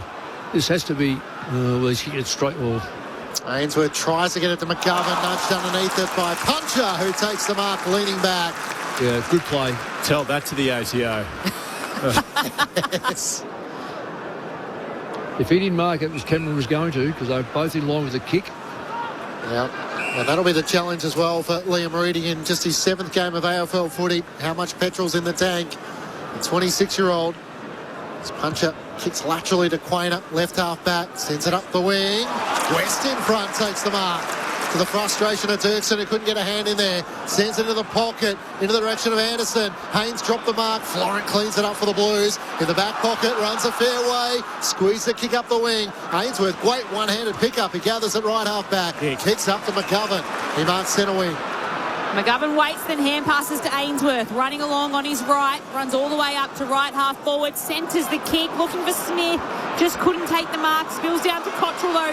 Hand pass to Cripps. 45 metres out from goal. Sprays the kick off to the right. Out of bounds on the full. The cheering's from the Collingwood fans. And there's no change to the score. It stays the same as it was at three-quarter time after 3.5 minutes played in the third. Collingwood is ahead by 14 points. Well, they'll stay that way, if not increase it, unless Carlton lower the eyes in the forward line. At the moment, they're really just banging in. They've gone in just trying to get this quarter, but they certainly haven't done themselves any favour by trying to find forwards. Houston over the top to Josh Dacos. 3 times they've gone in for, I don't think, a score. Nick Dacos got it from DeGoey, sends it out to Steele Sidebottom. He takes the mark at left half back. Collingwood by 14 points. Quainer runs into space, takes the mark from the kick. Hand pass to DeGoey. Hugs the boundary line with a kick to West. He marks just inside the field of play at left half forward. Tries to centre, looking for Harrison on the move. Walsh spores it away. Still alive for Collingwood. Ed Allen tries to knock it on. Dean slides in for the Blues. Hand pass away to Dirksen in 2 minds. Got the hand pass to Florent. His problem under pressure. Hand pass to Haynes. He's cannoned into by McCreary. Just controlled his kick to Billy Wilson, who marks still inside the defensive 50. The pressure is rising. Wilson takes his kick looking for Cottrell. They're out in their legs, Carlton. You can just see it. A lot of walking. They look exhausted. He's still in defensive 50. Matthew Cottrell. I can't see how you can be, Cal, with all due respects. It's only 2 players. You're not... You can still move... Like Paddy Cripps, he can play centre and he can go and play full forward. That's not going to sap him. Florent moves the kick on to Paddy Cripps, who kicks inside forward 50, where there's a Carlton mark. Brodie Kemp clunks it, and Carlton has a set shot coming up on goal directly in front. He'll kick from about 45 metres out, Brodie Kemp. Yeah, well, he can do that, Kemp. He's got a very good leap. There's no body on him. It's almost a free ride, and he was able to get that. Just a little bit of separation. But that's Paddy Cripps getting the ball through the corridor. No option other than to kick this Brodie Kemp, his side down by 14 points. Early stages of the final term. It's across the face and through for a minor score. Just the margin cut back by 1. Collingwood ahead by 13 points. Poppy Penny on the boundary. Yeah, Isaac Quainer's in the hands of the doctors for Collingwood. They're looking at his right forearm or wrist at the moment. So he's just having a little bit of treatment, and they're just having a look at that, doing some tests on that now. He looks in a lot of pain. Thanks, Poppy. Dan Houston turns it over for Collingwood from half-back. Ollie Florent takes the mark for the Blues. Looks up inside 50. Runs his full measure. Tries to drive it into the pocket. McGovern flies from behind. Taylor Byrne did something. Creatively kept it alive. Hand pass to Hayward. Can't get it to Kemp. Goes out of play in the left forward pocket. The Blues are asking the question. They just need someone to seize the moment other than Patrick Cripps at the moment. Captain trying to lead the charge. Yeah, he's had 5 already. Florence had 5, and he's running the ball well, Florent. Break the line, take them on, particularly when you're trailing by 3 shots. So you've got to make something happen now. Need someone inside 50. Reedy wins down the tap against Darcy Cameron. Sidebottom through the arms back. Tackled, didn't have possession. No free kick. Now Walsh tackled. He's dumped in a tackle by Perryman. Umpire lets it go for a few moments, and then we'll pull it up in the left forward pocket. Marcus in South Melbourne says Sean McManus was officially listed as out with shark bite. That was at Fremantle, apparently. 0437 774 774. Smith comes barging through to take the ball, and he's taken down to the turf. Another ball up, 35 metres out from Carlton goal. Quickly down to Poppy on the boundary. Yeah, Blake Acres is in a bit of pain too. Looks like he's got a bit of a corky, so they might be down to 2 on the bench at Carlton. So Reedy gets the tap out across to Hewitt. He moves on to Evans, gets taken in a tackle by Maynard, holding the footy. A Collingwood free, and Maynard wins it, hand passes it to DeGoey, who's able to clear it out of defensive 50. Looking for Houston, McGovern gets back and is able to punch it away and force a neutral ball, and a ball in just between wing and half forward for the Blues. There's a few celebrating that spoil. Walsh is in there as McGovern goes back to his forward line position. Collingwood ahead by 13. In Perth, Brisbane have closed the lead to 3 points the Eagles' way, 6-6-42 to the Lions, 5-9-39. We'll take you there at the completion of this game. Cameron sharks it down for Collingwood. Gathered by Jack Chris, kicks up the wing. West had it spoiled away. Well done by Dirksen. Volleyed out of fresh air by Wilson up towards half forward. Free kick going the Blues' way. Reedy's going to take it. Veers out to the left. Looks into the pocket, has Hayward in from the side. It's spoiled away by Puncher. Crisp gets back for Collingwood. Out past to Puncher to Nick Dacos. Out boundary side to Maynard. From left half back, kicks the Pies up the wing. Membry leads up, presents, can't take the mark. Gets to the back, McCreary trying to sock it off the ground, missed. Membry does though. He's chopped off by Sam Walsh. Gets the half pass to Cowan. Tackle, just got it away at the last moment. Back to Walsh. Kicks a high ball up there, no one really there but Frankie Evans. Did well to compete against Darcy Cameron. Gave away a free kick for over the shoulder. Nick Dacos takes the advantage. Kicks up to DeGoey. Collingwood free kick advantage taken. DeGoey inside 50. Membry into the pocket. Running back with a flight. A few whistles there as Membry tries to send it to Houston. Jagger Smith makes the spoil. Didn't give away the free kick. Yes, he did. Front on contact. Players don't realise. That's not a free kick. That is brave. That is really brave by young Smith. Now eventually the umpire in the left forward pocket has his decision realised, and it will be a free kick to Dan Houston. Yeah, well, I'll dispute that one because I just think that both players went for it. Smith did turn his back, but he watched the ball all the way from I haven't seen the replay of this. There you go. So Jagger Smith running in, makes front on contact He's back to with the ball. The ball, I guess. With the ball. So one of those scenarios you've got to actually make contact with the ball, otherwise you're most likely just to give away a free kick. Houston looking for the first goal, the final term. He makes the most of his opportunity. The running half-back strikes first for Collingwood, and they extend the lead to 19 points, 12-4-76 to Carlton, 8-9-57. The Pies by 19 points. Mick Malthouse and Cal Sinclair with you on ABC Sport. Well, I know Cal agrees with me about this. The momentum shifted probably halfway through the third quarter. Carlton had it all. Collingwood took it off them, and really hasn't released that pressure. So under that circumstances, when you're chasing, what are we chasing? A couple of goals, and the momentum's still in the hands of the leader, then there has to be something extraordinary take place. Paddy Cripps has tried to lift. Walsh has tried to lift. He's only had the 2 positions this quarter so far. Young Smith, can't keep blaming him. It's the bottom half of the list. Akers, Newman, Hewitt, Cowan, these sort of players have got to lift. Otherwise, this game, it's all going to be left up to too few. Free kick inside the centre circles. Collingwood plays on. Pendlebury puts the kick into the top of the 50. Cowan takes it and takes the tackle. Ball up. 48 metres out from Collingwood's goal. Now leading by 19 points. A game high at the MCG tonight. Crisp takes it, hand passes it to Cameron. Just skies the footy up. Anderson can't take the mark. Haynes is there.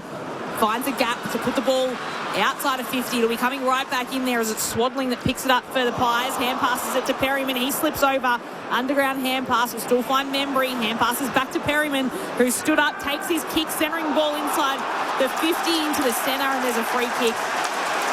And it'll be a Collingwood free kick. Yeah, that's a pressure going. Ball comes in, smack bang, 35, 40 metres out from goal. Not knowing how to handle that occasion.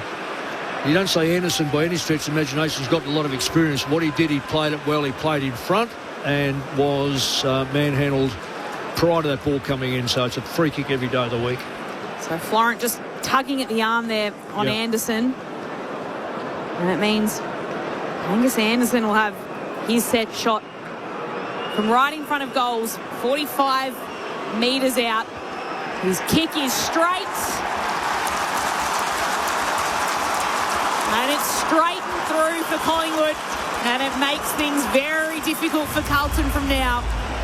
Collingwood's lead, 25 points, 13-4-82. Carlton, 8-9-57. Angus Anderson gets his name on the scoreboard this evening for the Pies. 12 minutes played in the final term. It's 25 points, Collingwood's lead. Yeah, I've really enjoyed watching Angus Anderson come and play for the Pies. Played a little bit with him at the Swans, where he's in that sort of academy program, kind of finding his way. But when he does get the ball, he actually doesn't waste a lot of possession. He's going at 100% tonight. He only had the 10-possession game, but plays a pretty difficult role, Mick. Like the high half forward, only gets a couple of reps in the midfield. Probably starts on the bench a lot of the quarters as well. So he's goals like that, hard, so goals like that for him are very important to capitalise and take the opportunity to stay inside.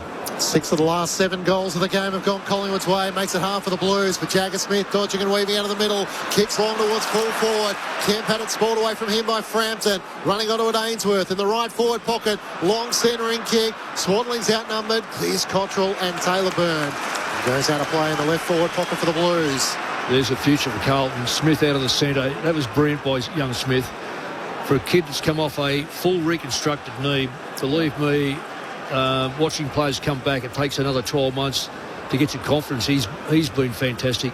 The Blues down 2 on the bench. Harry Mackay after 10 minutes. Adam Chera after half-time. Spills out to Patrick Cripps from the throw-in. Takes the shot on goal. He hasn't given up. The Carlton captain puts through his second goal of the match. And they're going to need a bit of luck to try and get there. The margin is back to 19 points. Collingwood 13-4-82 to Carlton 9-9-63. In the absence of a dominant forward, Patrick Cripps is trying to do everything he can. Something out of nothing in the left forward pocket. Yeah, absolutely. Yeah, that's you're spot on. That was a brilliant. But again, it was a good contest, really good contest. Spoilt wide Cripps was wide, so whether he just fluked where he was at, but that was the correct thing to do while the Collingwood player was to smash it wide. Paddy Cripps was good enough to collect it in one touch and kick it over his shoulder for a very, very valuable goal. His turnaround in form this year has been very impressive. I'm not sure what happened the first half with Van der Vossi, but he's been superb. And Carlton make it 2 in a row. Jagger Smith takes it, hand passes it away, and he's able to find Lord, who moves it across to Reedy. Kick inside forward, 50. Frampton sliding in. He's able to take the mark. And he'll have it for the Pies. Looks right, then looks left, then goes back right for Collingwood. Looking for Perryman. Akers had front position on him. He's able to just break it up. Newman takes it, and he's tackled, and there'll be a ball up at half forward for Carlton. Collingwood ahead by 19 points. Just 15 minutes played in this final term. Plenty of time if Carlton is able to snag one soon. The Lions have got a wriggle on in the west. They've kicked a couple of quick goals. The clearing kick for the Blues, chopped off by Swaddling. Hand pass to Ed Allen, had to give it over his head. Chopped off by Jagger Smith, gave it straight back to Swaddling. Kicks the Collingwood side in the middle of the ground, end over end. McGovern's back behind the ball. Hand pass to Cowan, looks into the middle of the ground. Cottrell takes the mark, dragged down by Josh Dacos. Too much wide stuff here, though, Carlton. Yeah, no 50-metre penalty, so he tries to drive it long in the direction of Kemp. Frampton leads him into the footy once more. Byrne tries to knock it clear. Pendlebury gathers for Collingwood. Hand pass to Perryman. Through the middle of the ground. Kick a turnover straight to Akers. Akers puts it on his boot and will pop it to a hot spot forming inside forward, 50. He didn't need to rush there, guys. Like, he did not need to rush. He got the repeat inside 50. But it's just banging it. Yeah. It's the same type of player. Carlton's last bottom six players, in all due respect to them, I don't need to name them, but they get and kick and think it's all over. But all they do is mount the pressure up. Those kicks are going directly where Collingwood want if you're going to filter it in, to Frampton or to Cameron. Got the 50 as well. Frampton, after the ball was knocked out of his hands, took it and kicked it to Crisp, who then sent it the footy to Houston. He moved it out to Long at left half forward for the Pies. Little chip kick to Lipinski, and he's holding on to the footy 55 metres out from goal for Collingwood. 19 points the Pies advantage. He chips inboard to Quaynor. So the Pies holding on to the footy here, Long with a short lead. Instead, Quaynor will kick it to the left forward pocket. It'll sit nearly for West. Couldn't take the mark. Membry comes in, takes it, hand passes it away. And it's Harrison who holds on to it for Collingwood. He's happy to take the tackle because there'll be a ball up right in front of Collingwood goal, in front of the Collingwood goal. Collingwood ahead by 19. Now, Darcy Cameron's gone to the bench, so Reedy has as well. Let's stay into the ruck. Cripps is going to do the ruck work for Carlton. Tap down the way of George Hewitt, who sockers it up. Jack Crisp tries to knock it out for Collingwood. Got it to Membry. Houston's kick is smothered. Swaddling at the 50. Tries to knock it away. Tackled by Cottrell. Ed Allen takes back possession for Collingwood. Missed the target in Josh Dacos. Races back after it. In the middle of the G. Gives it to Frampton. Pulls his kick looking for Pendlebury. Back with a flight. Knocked away by Haywood. Careful not to give away the free kick. Kicks in the middle of the ground. Kemp, big ball to be won. Puncher gets it down. Quaynor front and centre gathers for Collingwood. Numbers win out. Hand pass to Josh Dacos. Flares it out to the southern side of the ground where Perryman can take the mark. Just kicks forward to Harrison. Harvey Harrison will mark. And then go defensively back to Perryman. Smart play by Collingwood, because they'll keep keeping these off until they find their way through.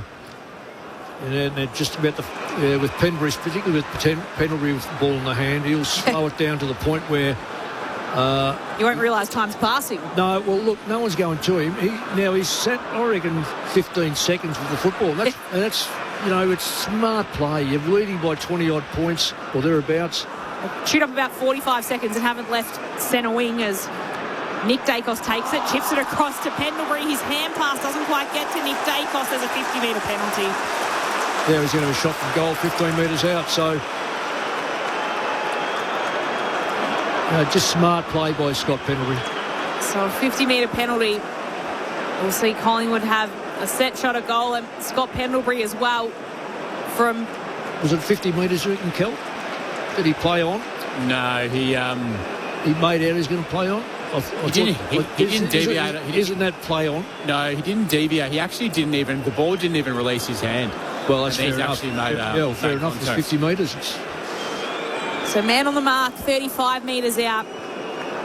Scott Pendlebury coming in to ice the game for the Magpies. Puts his shot towards goal and puts it offline to the left.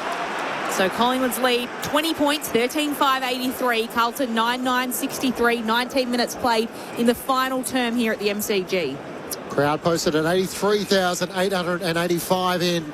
Another great turning from the Carlton and Collingwood fans. Cowan trying to get some run across half-back. Kicks up the wing. Taylor Byrne takes the mark. He looks inboard to Ainsworth. So got it between wing and half forward on the southern side of the MCG. Some run from Taylor Byrne behind the ball. Tries to generate something. Then kicks it long inside. 50. Juggling effort not claimed in the end. Jackson had a big piece of it. And the Carlton players gesturing that they thought he had enough to be paid the mark. The umpire didn't agree. Good decision. Got to control it. He did, but he didn't. So that's good decision. You've got to bring the ball to ground. So Josh Fraser has thrown Dirksen from the back line to the forward line. Houston takes it off hands from the ball up. Perryman hasn't got it. Trying to knock it away. It's gathered by Ned Long. Kicks Collingwood to half-back. Cowan went back with the flight. Crashed into his own teammate Cottrell. Nick Dacos takes it. Gets the half pass away to Harrison. Kicks up the wing for Collingwood. West kept his footing when Haynes slipped over. He wants to move it on to Nick Dacos quickly, who hand passes it to Lipinski at right half forward for the Pies. Puts the footy in the centre of the attacking 50. Angus Anderson read it and was leading into the space.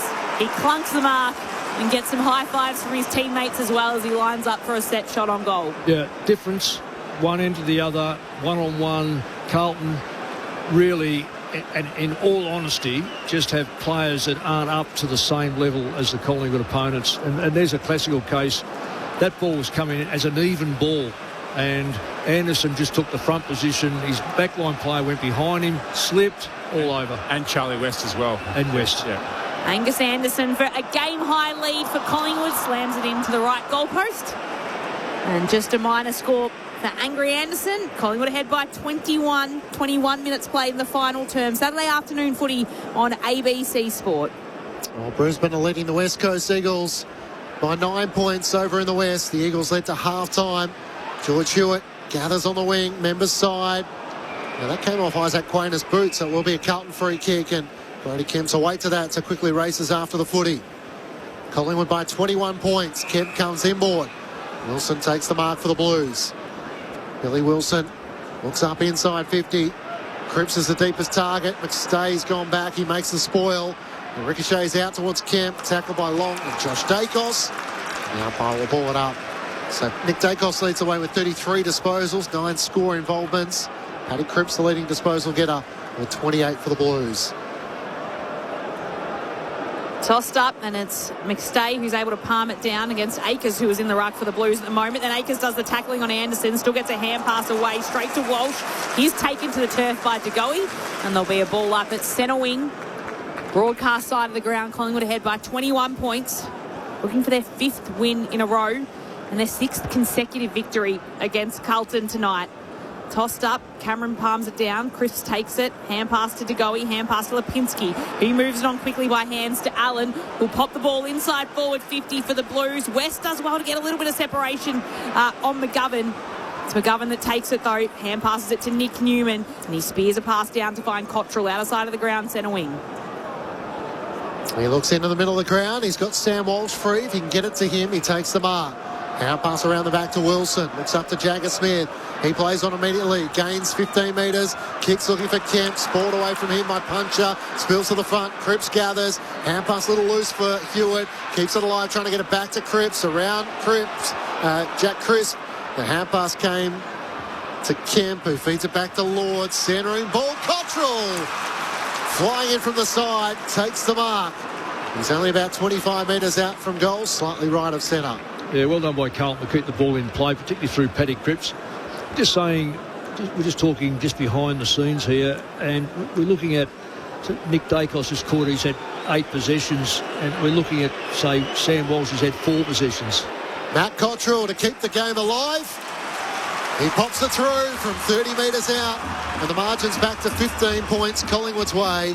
But the Blues are now racing the Magpies and the clock. 13-6-85 Collingwood, 13-6-84 Collingwood to Carlton 10-9-65. 2 goals apiece in the final term. So 83,000 885 here at the MCG tonight, a little ahead of the, 10,000 more than the 78,058 who came when Collingwood won by 5 points a little earlier on in the season. Round 6 that was. And Collingwood headed towards victory here, unless the Blues can do something at this centre bounce. 24 and a half minutes played in the final term. Carlton have kicked the last 2 goals of the game. 15 points Collingwood's advantage. Tossed up, Cameron taps it down across the long, hand pass to Nick Dacos. Kicks the pass right to centre half forward where Lipinski marks. An absolute dart from Dacos and holds on to it. And then we'll chip it inside forward 50, looking for Long, who's covered plenty of ground. And he hits him on the chest. Well, that was extraordinary. So I was watching Carlton players in behind the kicker and Collingwood players running through the line into the 50 metres. Is this Ned Long's got the ball? Yeah. Yes. Yeah. Well, he ran through and is now standing basically in front of goal, 40 metres out, and Carlton players didn't go with him until the ball was in the air. Far too late. Ned Long here with a chance to kick his second goal of the night. And for the quick reply to Cottrell's goal down the other end. The roar of the MCG crowd. And now it seems that Collingwood has got an advantage. Carlton won't be able to break. Collingwood ahead by 21 points. Ned Long does kick his second goal of tonight and join the multiple goal kickers for the Pies. Yeah. And Collingwood 14-6-90 ahead of Carlton 10-9-69. Just looking at the footage behind the scenes, we're just watching it, and unfortunately it was on the captain, Paddy Cripps, that Mick highlighted just on some vision we watched, that just the work rate and a bit of youth probably got him. Well, your obligation is to get the ball gets turned over, get behind the ball to help out, not sit back and look for it. So all his good work comes undone, Paddy. Craig McRae on the bench knew what it meant. Collingwood out of the middle through Jack Chris, kicks inside 50, Lipinski tackle, brought down. The umpire will ball it up 40 metres out from the Collingwood goal. Ned Long had his issues in front of goal before tonight, 3 goals, 12. He's kicked 2 goals tonight. So the Pies looking to hold their spot in the top 10. Lipinski gets the hand pass to McCreary. They might not be done with yet. Kicks looking for DeGoey. It's just wide of him in the left forward pocket. Hand pass along the boundary line to West, who looks inboard, misses the target, and Jagger Smith takes it back for the Blues. Kicks up to half back. Kemp takes the mark for Carlton. Well, they can't go forward because their forward line just collapses. Kemp chips it forward of him and he finds Ainsworth, who marks just forward of centre wing, and he puts the kick into the centre of the MCG towards Florent, who does mark and wants to take the game on. He spears the pass to centre half forward. Walsh marks, hand passes it to Jagger Smith, trying to find a way inside forward. 50, chip kick towards Evans. It wasn't 15. He's dived on top of. And there'll be a ball up inside forward 50 for the Blues. You can hear the Collingwood chant around the MCG. Pies ahead by 21 points. Late stages of this game. Reedy taps it down. Smith hasn't stopped trying all day. Skies the footy. Plenty of players surround it. Frampton's in there for the Pies. Ball brought to ground. Everyone dives on top of the ball again. Holds it up. And it's locked up inside forward 50 for Collingwood. For Carlton, rather. Collingwood ahead by 21 points. 83,885 at the G. Collingwood fans sensing the end is nigh. Free kick over the shoulder, going the way of the Magpies against Reedy. So it's going to go the way of Darcy Cameron. Liam Reedy in his 8th game of footy. Petrol tank is just about on empty, you get the feeling. Cameron around the back to Nick Dacos. Possession number 36 for the Little Maestro. Kicks up towards half-back. West in from the side. Spoils it away from Cowan and rolls out of play for a boundary throw-in. So Collingwood with victory will move to 10 wins, 7 losses and a draw. They'll move from 9th spot on the ladder up to 7th. And with that draw advantage, the top 6 is going to be a hard position to get to, but the side in which is holding everyone out from the wildcard spots. Jagger Smith gathers it right half forward. Hand pass to Hewitt in the right forward pocket. Tackled by McCreary. Spills off Florent, goes out of play in the right forward pocket for the Blues. So a throw in to come inside forward 50 for Carlton. Collingwood's lead now out to 21 points. It's flicked in. Cameron in the ruck, wins it against Reedy, palms it down, socket away by Hewitt. Picked up by McCreary, though, who can fling the ball all the way out to centre wing. And the Magpies fans at the MCG celebrate. 5 wins in a row for the Pies, and they're well and truly in the fight for finals. They know how to play the game. Side by side, they stick together to uphold the Magpies' name. See the barricades are shouting as all barricades shout. Oh, the premiership's a cakewalk for the good old Collingwood. In the Heritage Jumper tonight against the old foe Carlton, it's Collingwood winning its 6th consecutive game against the Blues. They led at every change at 2 points at the end of quarter time. At halftime, they were up by 8 points. By the end of three-quarter time, they'd worked their way to an advantage of 14 points after some opportunistic goals. And then by the very end of the match, it was out to 21 points for the Pies. 3 goals to Tim Membry leading the way. Bo McCreary and Ned Long, also multiple goal kickers, along with Dan McStay for Collingwood. Side by side, they stick together to uphold the Magpies' name. See the barricades are shouting as all barricades shout. Oh, the premiership's a cakewalk for the good old Collingwood. Collingwood winners 14-6-90. Carlton 10-9-69. The Blues' second loss in a row in front of 83,885 fans. A couple of injury concerns for the Blues as well. Harry Mackay didn't play much of the game before he copped a knock to his left knee and was ruled out of the match. And Adam Chera with a hammy injury also out in the third quarter for Carlton. The goal kickers tonight for Collingwood, it was 3 to Tim Membry, 2 to Bo McCreary, 2 to Ned Long and 2 to Dan McStay. Then singles to De Goey, Houston, West, Swadling and Anderson. Well, for Carlton, 2 goals to Mitch McGovern, 2 to Paddy Cripps, and then singles to Smith, Ainsworth, Kemp, Walsh and Cottrell. But Collingwood, 21 points, 5th win in a row following their bye. They haven't lost, Clinchy. They get the bragging rights and the spot in the top 10 tonight. Collingwood winners by 21 points. The thoughts of Cal Sinclair and Mick Malthouse with you on ABC Sport.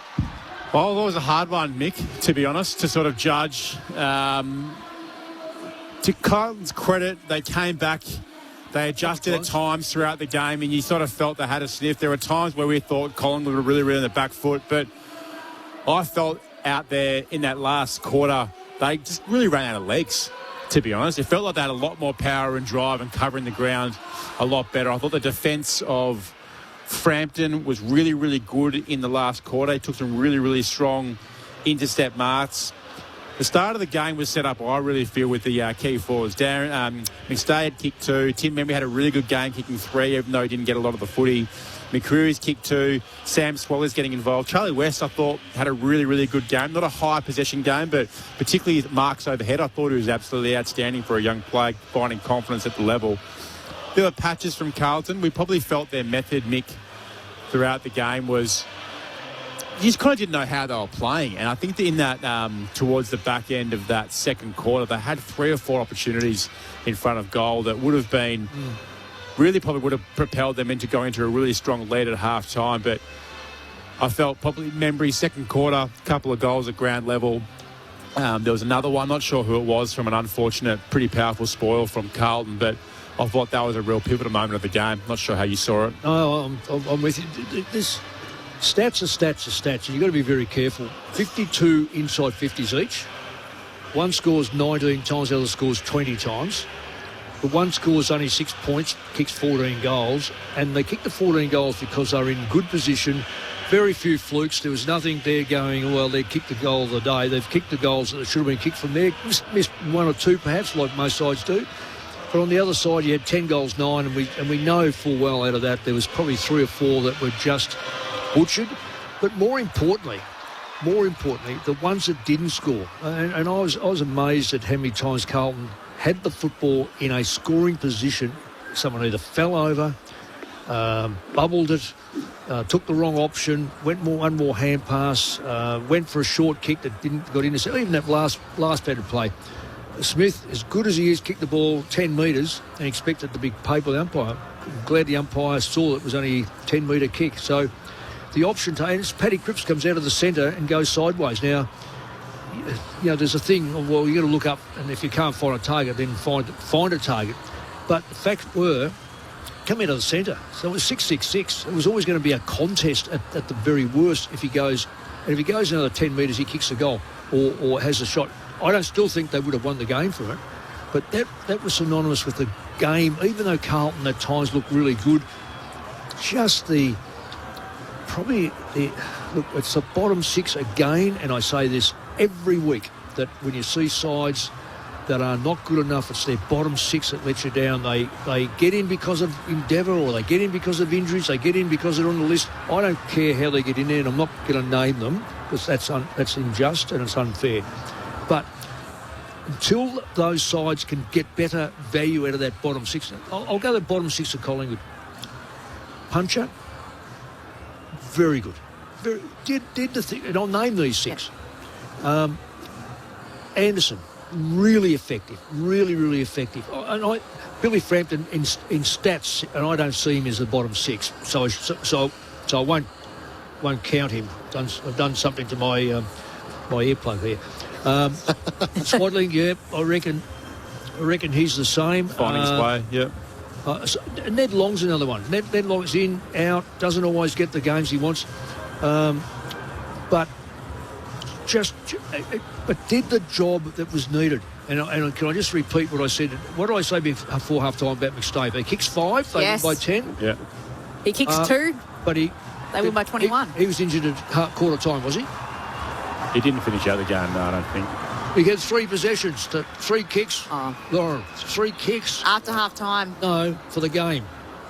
So yeah, McStave, 3. McStave. So he's had 3 kicks. So it started with a flurry with 2 goals in the first quarter. Yeah. So he's in their bottom 6 at the moment, in my opinion. But he still kicks 2 goals. He's effective. He had 1 kick after half time. Yeah.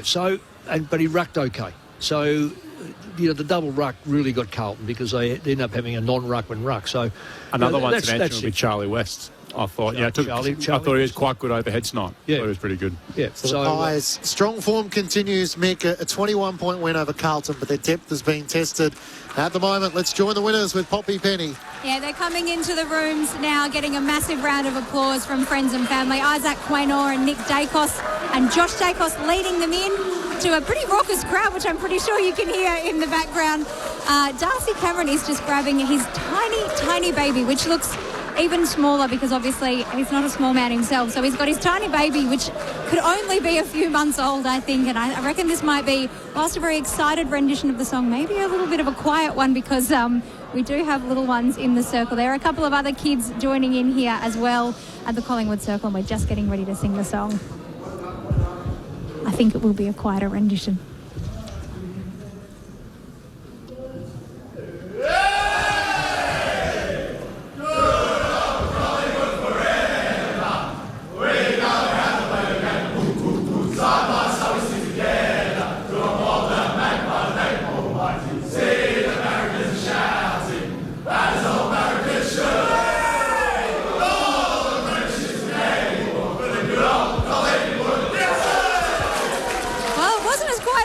Might be, but the bub did very well. No tears over there. So a very successful rendition. Lots of kids in the circle and a win for Collingwood tonight, which keeps them in the hunt for that wild card slot.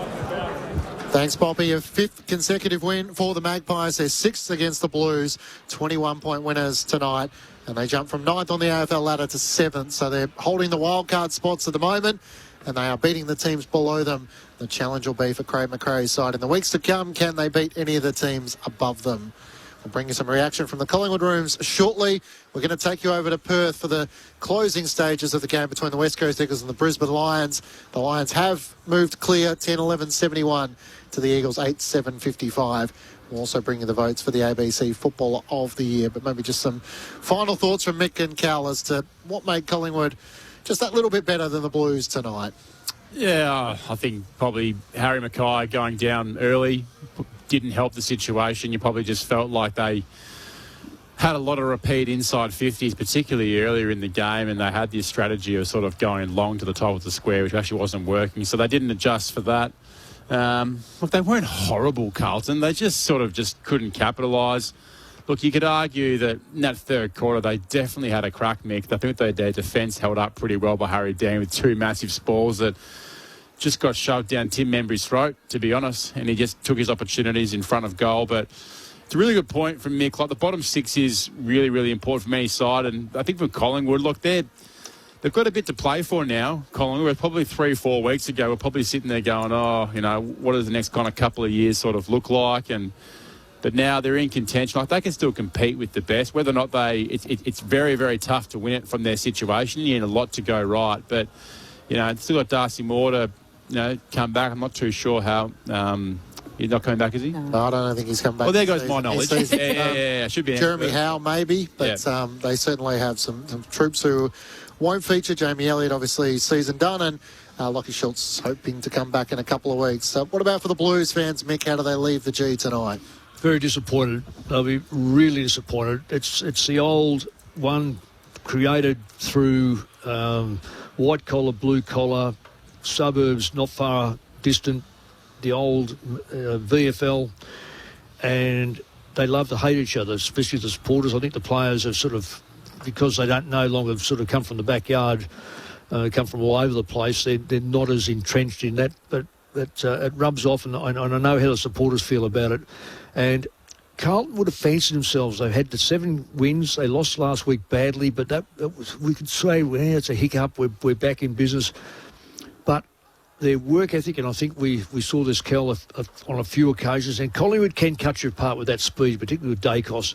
Yeah. And too often we saw the ball enter the Collingwood forward line and runners just stream in, and the Carlton midfield were just so slow to react, or just reacted they reacted slowly to the point where they were pointing at other players to pick up their players on the way through. And the classical one was the last one that went in there, was Ned Long.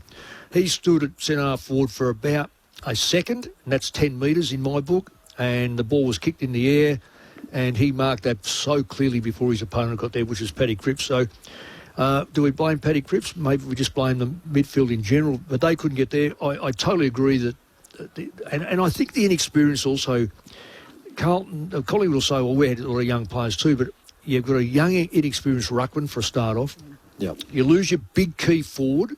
That doesn't help because no one else really was prepared down there to take. And McGovern, I know I have a go at him, but he's good at times, but he's poor too often. He's got to bring more to the table, especially in the absence of Charlie Curnow, who left at season's end, and Harry Mackay. You put him down back. Was out for the game. Well, at the end, he's still got to put a forward in. They need someone to play forward. Soccer's overall, you look at the World Cup, if you don't have a striker, you have nothing. You can't win. We're going to run out of time, so we might just hold off Dan Houston, and we'll bring you that interview at the completion of the game between the West Coast Eagles and the Brisbane Lions, because we'll go in there in a few minutes' time. So the votes for the ABC Footballer of the Year, Cal Sinclair. Yep, Mick handballed me the duties, but one vote, I'm going with Darcy Cameron here. It's actually, Mick, you would agree, it's pretty hard to pick a top 3 for tonight, but I reckon he was pretty good today. He really tested a young ruckman. He had 18 possessions, 39 hit-outs, and he had 8 clearances, which I really thought that he was really strong. And one thing I really liked about his game, he got back and helped out his defence all the time. All the time. Yeah. So his defence would absolutely love him. One of the best. Number 2, and I will probably a little bit critical of him at times, but you probably can't deny him, Nick Dacos. I'm putting him in to 2 votes, really just because he had 36. He corrected he really took advantage of his possessions and got himself up to 75% kicking efficiency. I really felt in the last quarter, Nick Dacos we put a little a contest between him and Walsh, and he was the one that really, really took over. So 2 votes to him. And 3 votes, I thought Paddy Cripps, had a very, very good game. He had 30 possessions, 2 goals. 6 clearances, 6 tackles. He had 7 score involvements as well. So had an unfortunate error towards the back end of the game, getting exposed defensively. But I thought overall his performance was pretty good. So 3 to Cripps, 2 to Nick Dacos, 1 to Darcy Cameron, and the ABC Footballer of the Year from Cal Sinclair. So I guess the challenge for Collingwood is that the opponents are going to get better in the next couple of weeks, and can they rise to the challenge that will take place? So Collingwood next week, all of a sudden they turn their attention to Adelaide at the Adelaide Oval next Thursday night. So the Crows have moved into the top 4. Brisbane, if they get victory over the West Coast Eagles, will move into the top 3, and it feels like there's a bit of a gap between the top 4 sides and maybe those that are potentially making up the top 6 and top 10. Sydney look a bit shaky, and I reckon, to your point, Mick, I reckon it's the bottom 6 for them. No, I think for Dean Cox, he would be saying that. Yep. The only thing is, I'm going to harp on this. It's the 8th, the 9th and 10th side, particularly the 10th side, is probably going to end up well short of a 50-50 result. Yeah. And it's going to mean a side that's finished 7th, who will finish well above 50%, has to play a side, and then maybe, what if they drop that game and they've worked to get in there? I know that you could say that about the old 8. We used to have 1st versus 8th, but what saved you in there was the top. Even if you lost, You got your second chance. You got a second chance unless you were 3rd, but. We're seeing sides, if I can just say, Matt, we're seeing sides that have just been horrible. Yeah. I was saying Kilda the other night. They were just dreadfully horrible. So that run home for Collingwood, Adelaide, Geelong at the MCG on a Thursday night, the West Coast Eagles, Hawthorn and Brisbane. So it doesn't get much tougher than that for the Pies, and potentially maybe only one win there unless they can get a couple against the trend. Well, the Blues, unfortunately, their 7-game winning streak came to a close last weekend. They've now lost 2 on the bounce, and they have the Gold Coast Suns next week.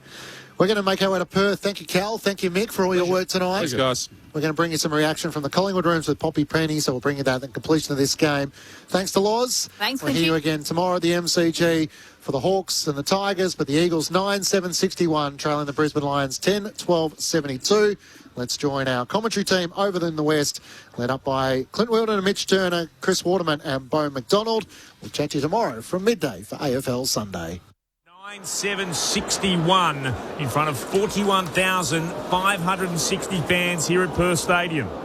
Well, they made the forward 50 stoppage big, the Lions, and as the Moss went to the flame, ball just pops out the back to Levi Ashcroft in the big circle. Yeah, it's gone from a set shot at one end to bring it under the single digits to a very good goal out of a stoppage at the other end and back out to 3 goals. We'll welcome in our listeners from Victoria, Tasmania, South Australia, the Northern Territory. In the Collingwood v Carlton game here to Perth Stadium right now, the Lions lead the Eagles by 17 points, 10 minutes into the final term. The Eagles led at quarter time by 15, by 7 at half time. The Lions by 16 at three-quarter time. They've increased that lead by 1 to 17. As the ball is back in the middle here, a free kick going the way of West Coast. Bailey Williams gets it from the ruck. Kicks the ball long inside forward, 50. Shanahan flew, couldn't mark. It spills to the back. Jack Williams dribbling shot on goal, misses to the left. Had more time than he thought, the young Eagle. Margin back to 16 points as the Lions go down the outer side. They kick towards Leicester, who's been infringed by Waterman. It was well done by Waterman. They had to slow the play up there. And running by, Murdoch made a little bit of a connection here with Leicester, but it was okay because he was following Wilmot, so the umpire quite rightly says, let's all just calm down and move it on again. And Leicester moves it short. Opportunity here for Dunkley. He'll kick to a pack at right half forward. Fine mark, rising Hipwood in a pack. It's 2 kicks from goal. Just forward of the wing. Stabs it short onto the chest of Rayner. Mentioned a couple of times. 100 consecutive games tonight for him. Gave it back to Hipwood. Spears it inside forward 50. It onto the chest of Bailey. He'll start in line with the right hand behind post. He'll put boot to ball from no more than 40 out. Well, it was a much-needed couple of touches by Eric Hipwood. He just got it. They just got to keep playing him, and he's missed a little bit of footy last year and so forth. So if he can just get his hands on it, he'll be a Big bonus come September. In comes Zach Bailey. 1-1 tonight. Kicks on its way. Misses to the right-hand side. There's still life in this game of football. Brisbane by 17 points. 12 gone in the last. And again, our welcome to some parts of the country who have just joined us here at Perth Stadium. Starcevich, kick-in duties against his former side. It's long to the wing. Darcy Fort just punches it back inside 50. Bailey was there waiting. Took the ball. Handball to Charlie Cameron. Loops it over the top to Fletcher. While slipping over was the Eagles' Allen. Allowed Tunstall to take it. Handball forward into the right forward pocket. Ashcroft, that was Will. He was knocked off it by McCarthy. He's caught to tackle the Eagle. Handball back towards the Lions. Tunstall worked out of bounds.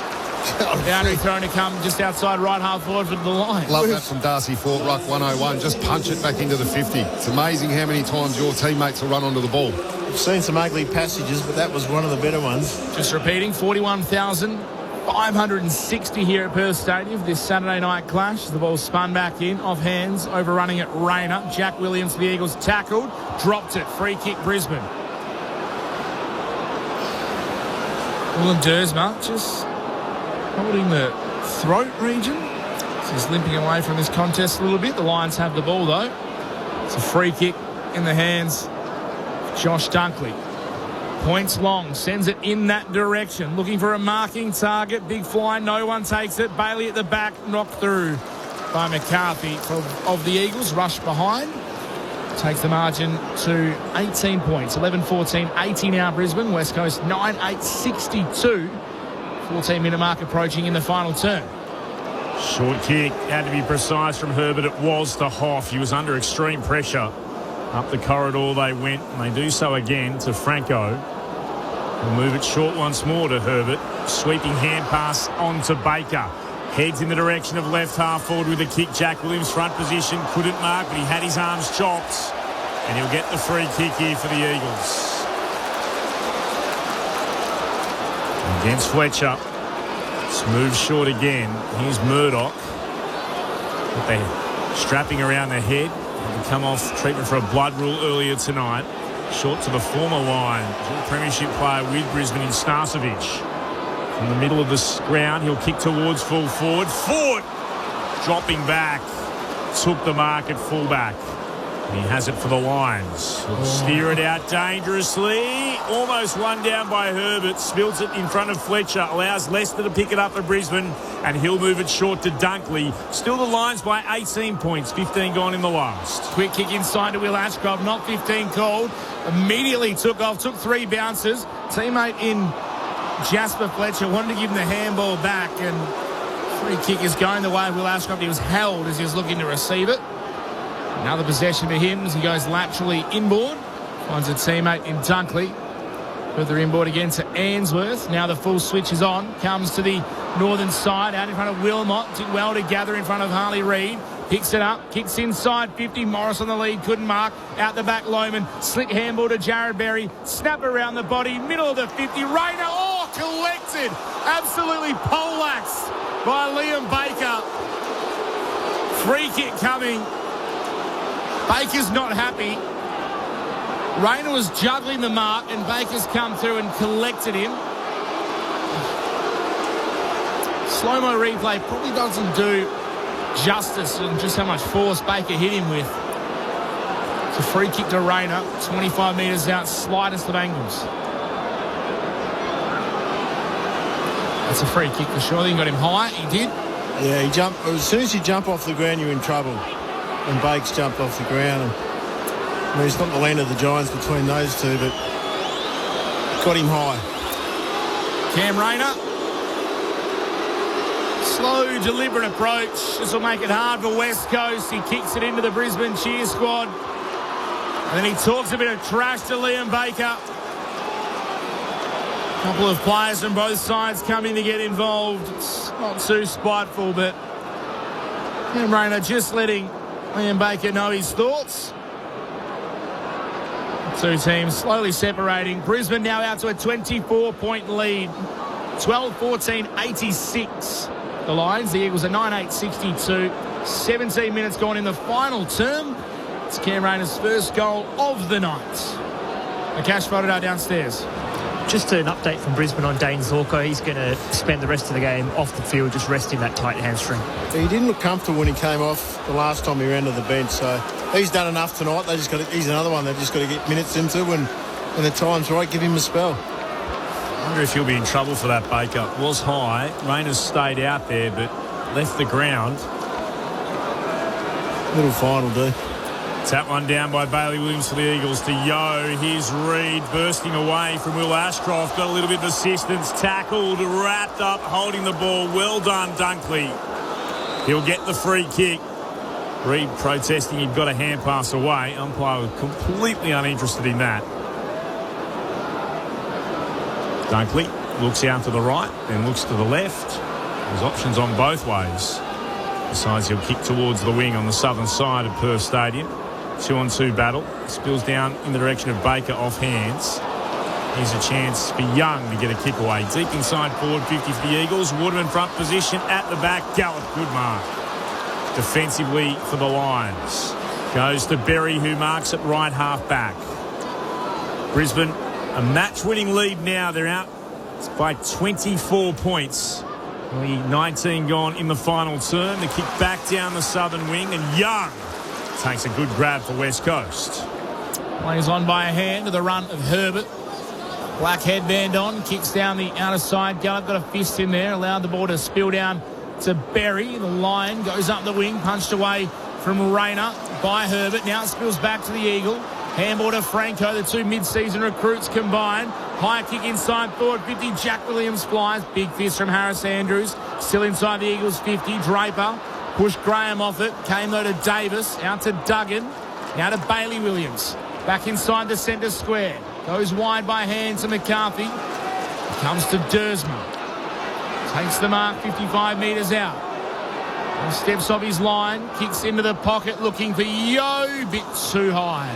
Off his hand, out of bounds for a boundary thrown in the right forward pocket. Ashcroft and Neal now both have 30 disposals each. Neal has a goal to go with that. Zach Bailey for the 17th time this season goes past 20 and a goal. 24 and 1 for him. He's done that more than any player in the comp this year, Zach Bailey. The ball's spun back in. Berry, clearing kick for the Lions. Tumbles outside 50. Herbert did very well for the Eagles. Spun out of trouble. Got a handball forward to Franco. Out of Hamish Davis. Tucked on the boundary line. Centering kick inside the 50. Off hands. Draper becomes the rover. Tumbles a kick outside defensive 50. Baker's there. Charlie Cameron's hunting him down. Cameron did beautifully. Knocks it away from him. Umpire said he got him higher. He's lucky, Bakes. Oh, he was off to the races, Charlie Cameron. No stopping Charlie. I'll give you the tip. Liam Baker was not catching him if he got that ball. Instead, it's a free kick for the Eagles, and he goes laterally. His fellow former Tiger in Graham. Graham, short to Starcevic. He marks. Too far out to score himself. Probably 65 from goal. He'll put it into the left forward pocket. Big pack up. No mark taken. Spilled at the back. Yo was after it. Going over the top of it again, Cole. Still there to be won. Players crashing in from everywhere, including Reid. The Lions are able to get a clearing kick away towards right half back. Young dropped the mark he probably could have taken. Spilled out to Cameron. Moves it on to Lohman. Kicks inside forward 50. There is no one there from either side. Race on into the right forward pocket. Cameron got there first. Socketed it to his own advantage. Gathers it. Can't get away from Young. Great play. Young did not give up. Up against one of the quickest and most dangerous forwards going around. He forced him across the boundary line deep at right full forward. How quick is Tyler Young? He got ahead of Charlie Cameron there. It wasn't just that. He just hung in there. He never gave up. He's sucking in the big ones right now, though, Tyler Young. He's absolutely gassed. Ball spun in. Herbert, clearing kick for the Eagles. Towards half back. Davis did well up against Levi Ashcroft. Coming through off hands. Graham overran it, then tackled Levi Ashcroft without the ball. Umpire blindsided, though. Calls a ball up. 55 metres out. Just left of centre half forward for Brisbane. Bailey Williams over the Eagles. Tapped it. Straight to Berry. He lost it. Here goes Bo Allen. Stolen for West Coast. Handball forward. Has the run of Cole. Gathers. Kicks long inside forward. 50. Waterman couldn't mark. Terrific work. Well done, Gallup. Got back. Made the spoil. Free kick, though, going the way of the Eagles. The second man in Andrews. Waterman high, and he'll get the free kick. 25 metres. That was brilliant by Gallup. It was huge by Gallup. And he did get even a little bit higher, Harris. Jake Waterman did Great well. kick. But he's been a real good... He's made Jake work for everything, this Ty Gallup tonight. That was terrific by Gallup. Unfortunately, it was his skipper and Harris Andrews who came in late. It's amazing how that little effort by Gallup. Look at Tyler Young's effort on Charlie Cameron at the other end. Neither of them get a stat, but they're so important just to get... It's a game of inches. Jake Waterman will go around the body and snap for a handful.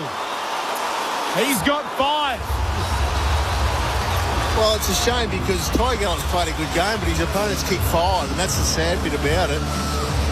Yeah, it's a strange old game for I know, and, you know, we'd say Brett Bazzo's played pretty well, but Logan Morris has missed 4 gettable goals. He could have had 5, but Brett's probably going to be in the votes tonight because he's played really well. That's it. Jake Waterman up to 40 goals now on the season as well. He kicked 53-23 in his All-Australian year. He's up to 40. The margin's back to 18 points. 23 minutes gone. Still plenty of time for the Eagles if they want to keep kicking goals. This fourth quarter. Saturday night footy on ABC Sport. Centre bounce is where it's going to be now if the Eagles are going to win this game. There's still time.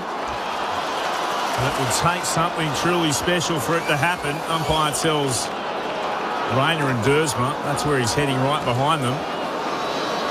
Draper wins the tap and Rayner's out after it. Gathers for the Lions. Hand passes forward. Wanted Bailey. Coming the other way. Starcevic couldn't gather. Rayner does pick it up. Gave it to Neal. Disposal 31 for him. Kicks into the right forward pocket. Young reacted well. Chased it towards the boundary line. Throw in the call. I mentioned Lockie Neal.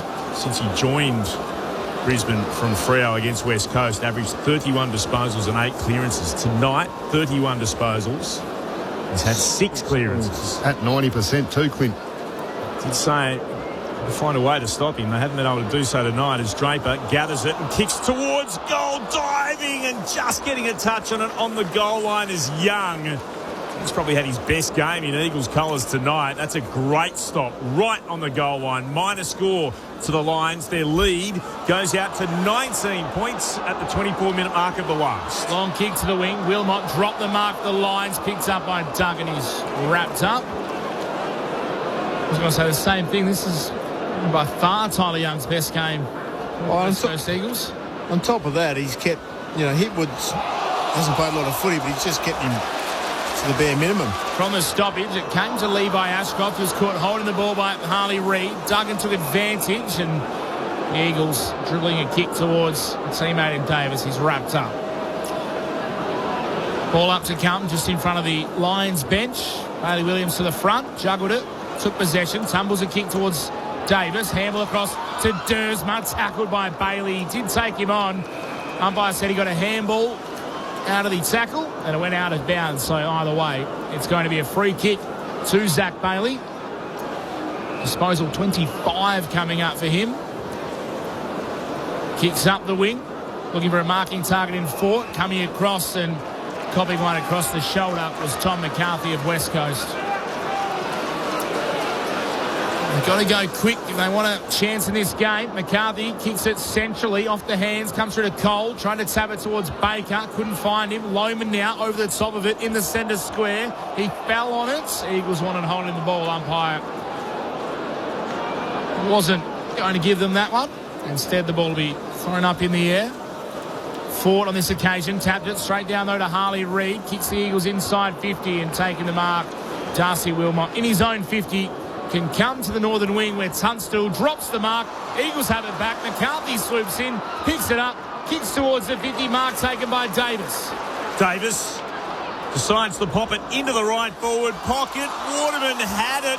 Was he able to complete the mark? Not quite. Spilled away from him as he goes across the boundary line, as does the footy. He hit the turf quite hard, but perhaps a bit of cramp. He gets helped up off the deck. Throwing 25 out from the Eagles attacking goal. City end of the ground. Spun in again. Bailey Williams won it down. It went to Reid. Was he taken high by Fort? Yes. One umpire. Yep. Took a while for the umpires to decide it. Harley Reid with a chance to have a shot from about 40 out, 45-degree angle to the right. He's done well, Harley. He spent a lot of time on the bench, and it's his 22nd he's coming up for, and he's had 2 points. He's done what he could with the time he's had on the ground.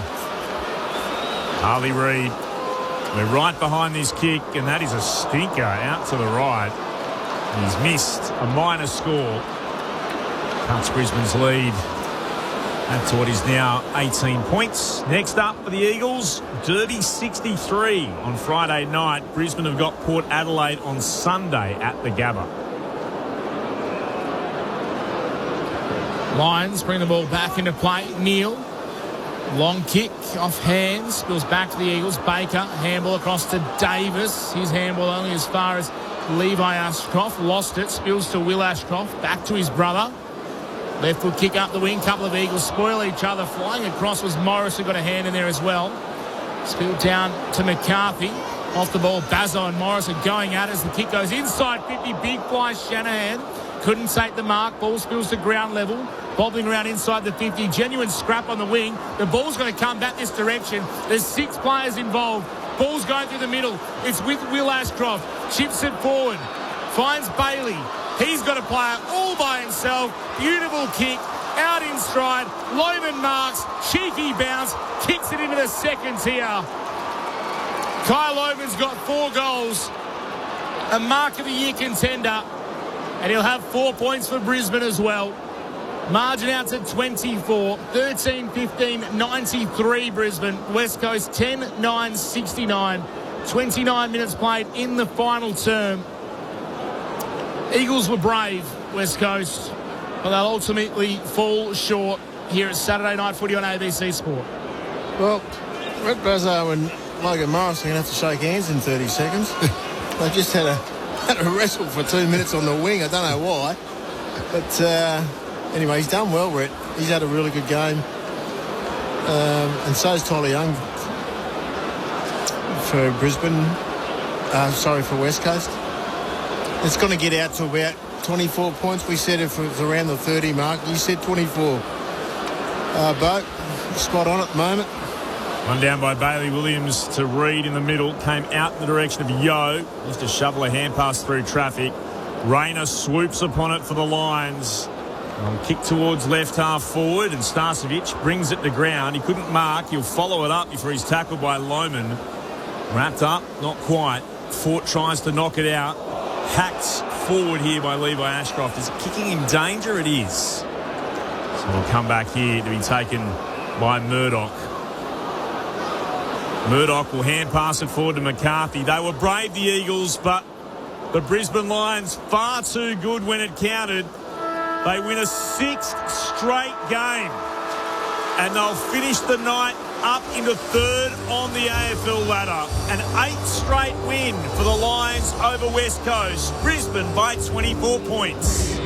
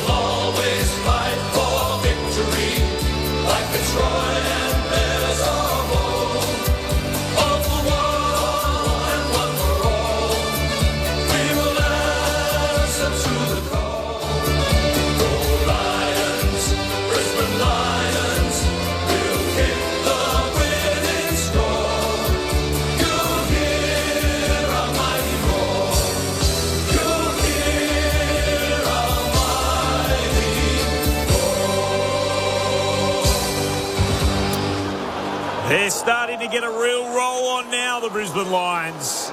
6 straight wins. 13-15-93 over West Coast. 10-9-69. Lions will take the points, but the Eagles, again, this young group, they continue to be valiant in defeat.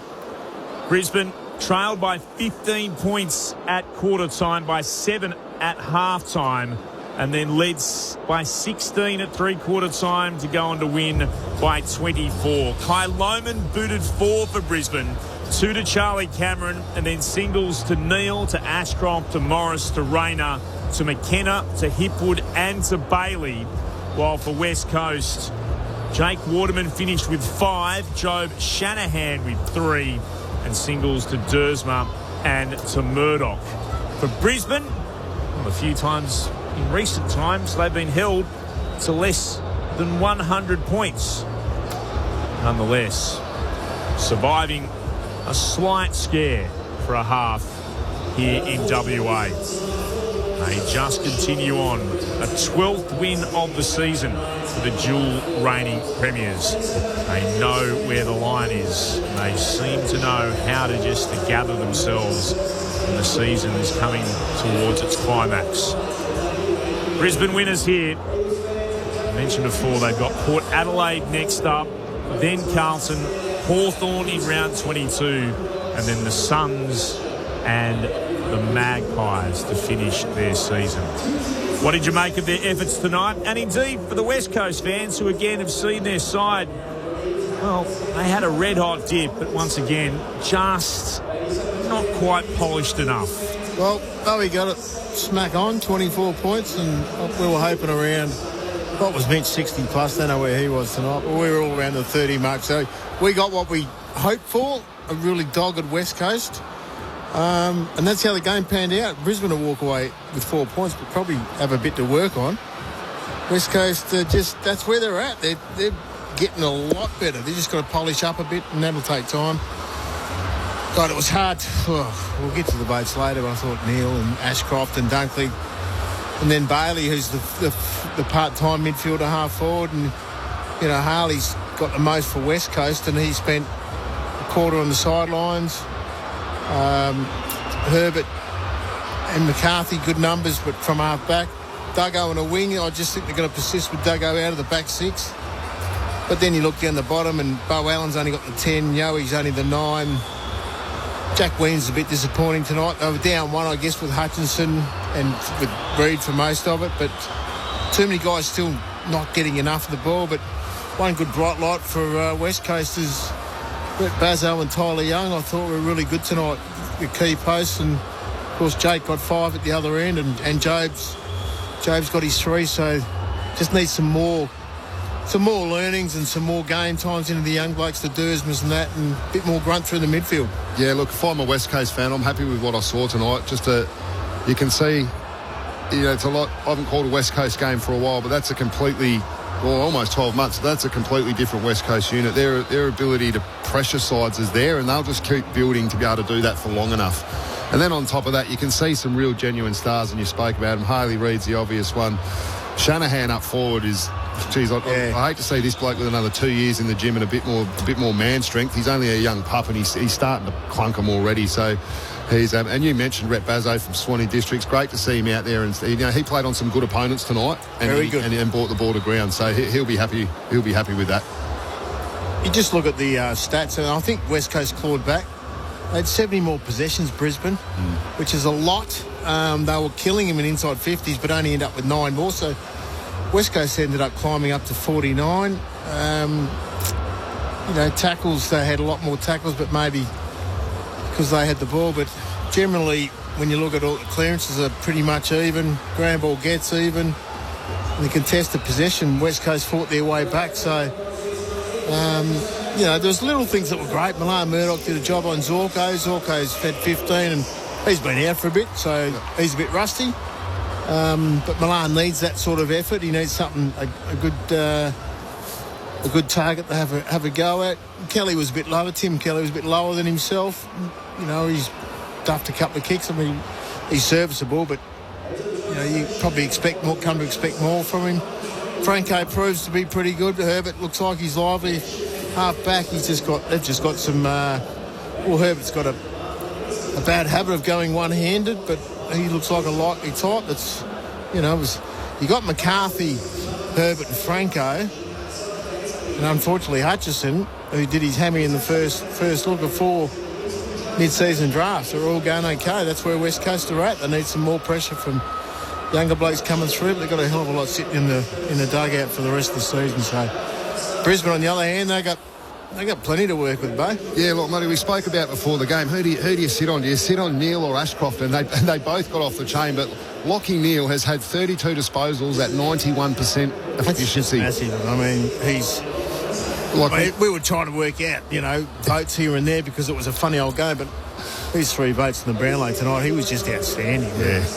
And Jimmy Tunstall, I've had a bit to do with Jimmy. 20 possessions, his best game. Yep.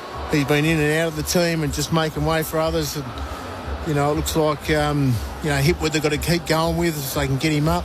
There was a few things I'd be couple little concerns with Fags, and he would have walked out tonight a little bit frustrated, but probably breathed a sigh of relief that thank God we've come to the longest trek for the year.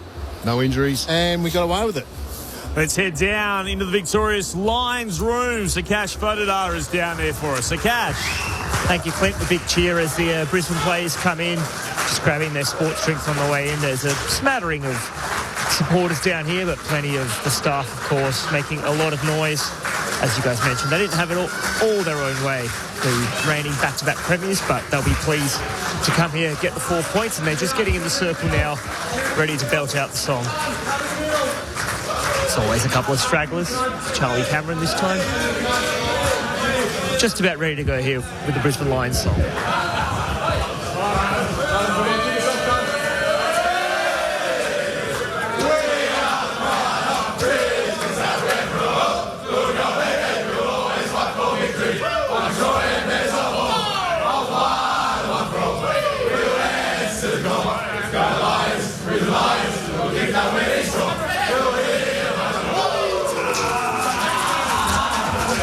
Pretty happy group down here, and we should have one of the captains, Josh Dunkley, join us very shortly. Good on you, Akash. Back to you in just a moment. If you're a Brisbane supporter listening in, confident with the way the Lions are starting to build, were you happy?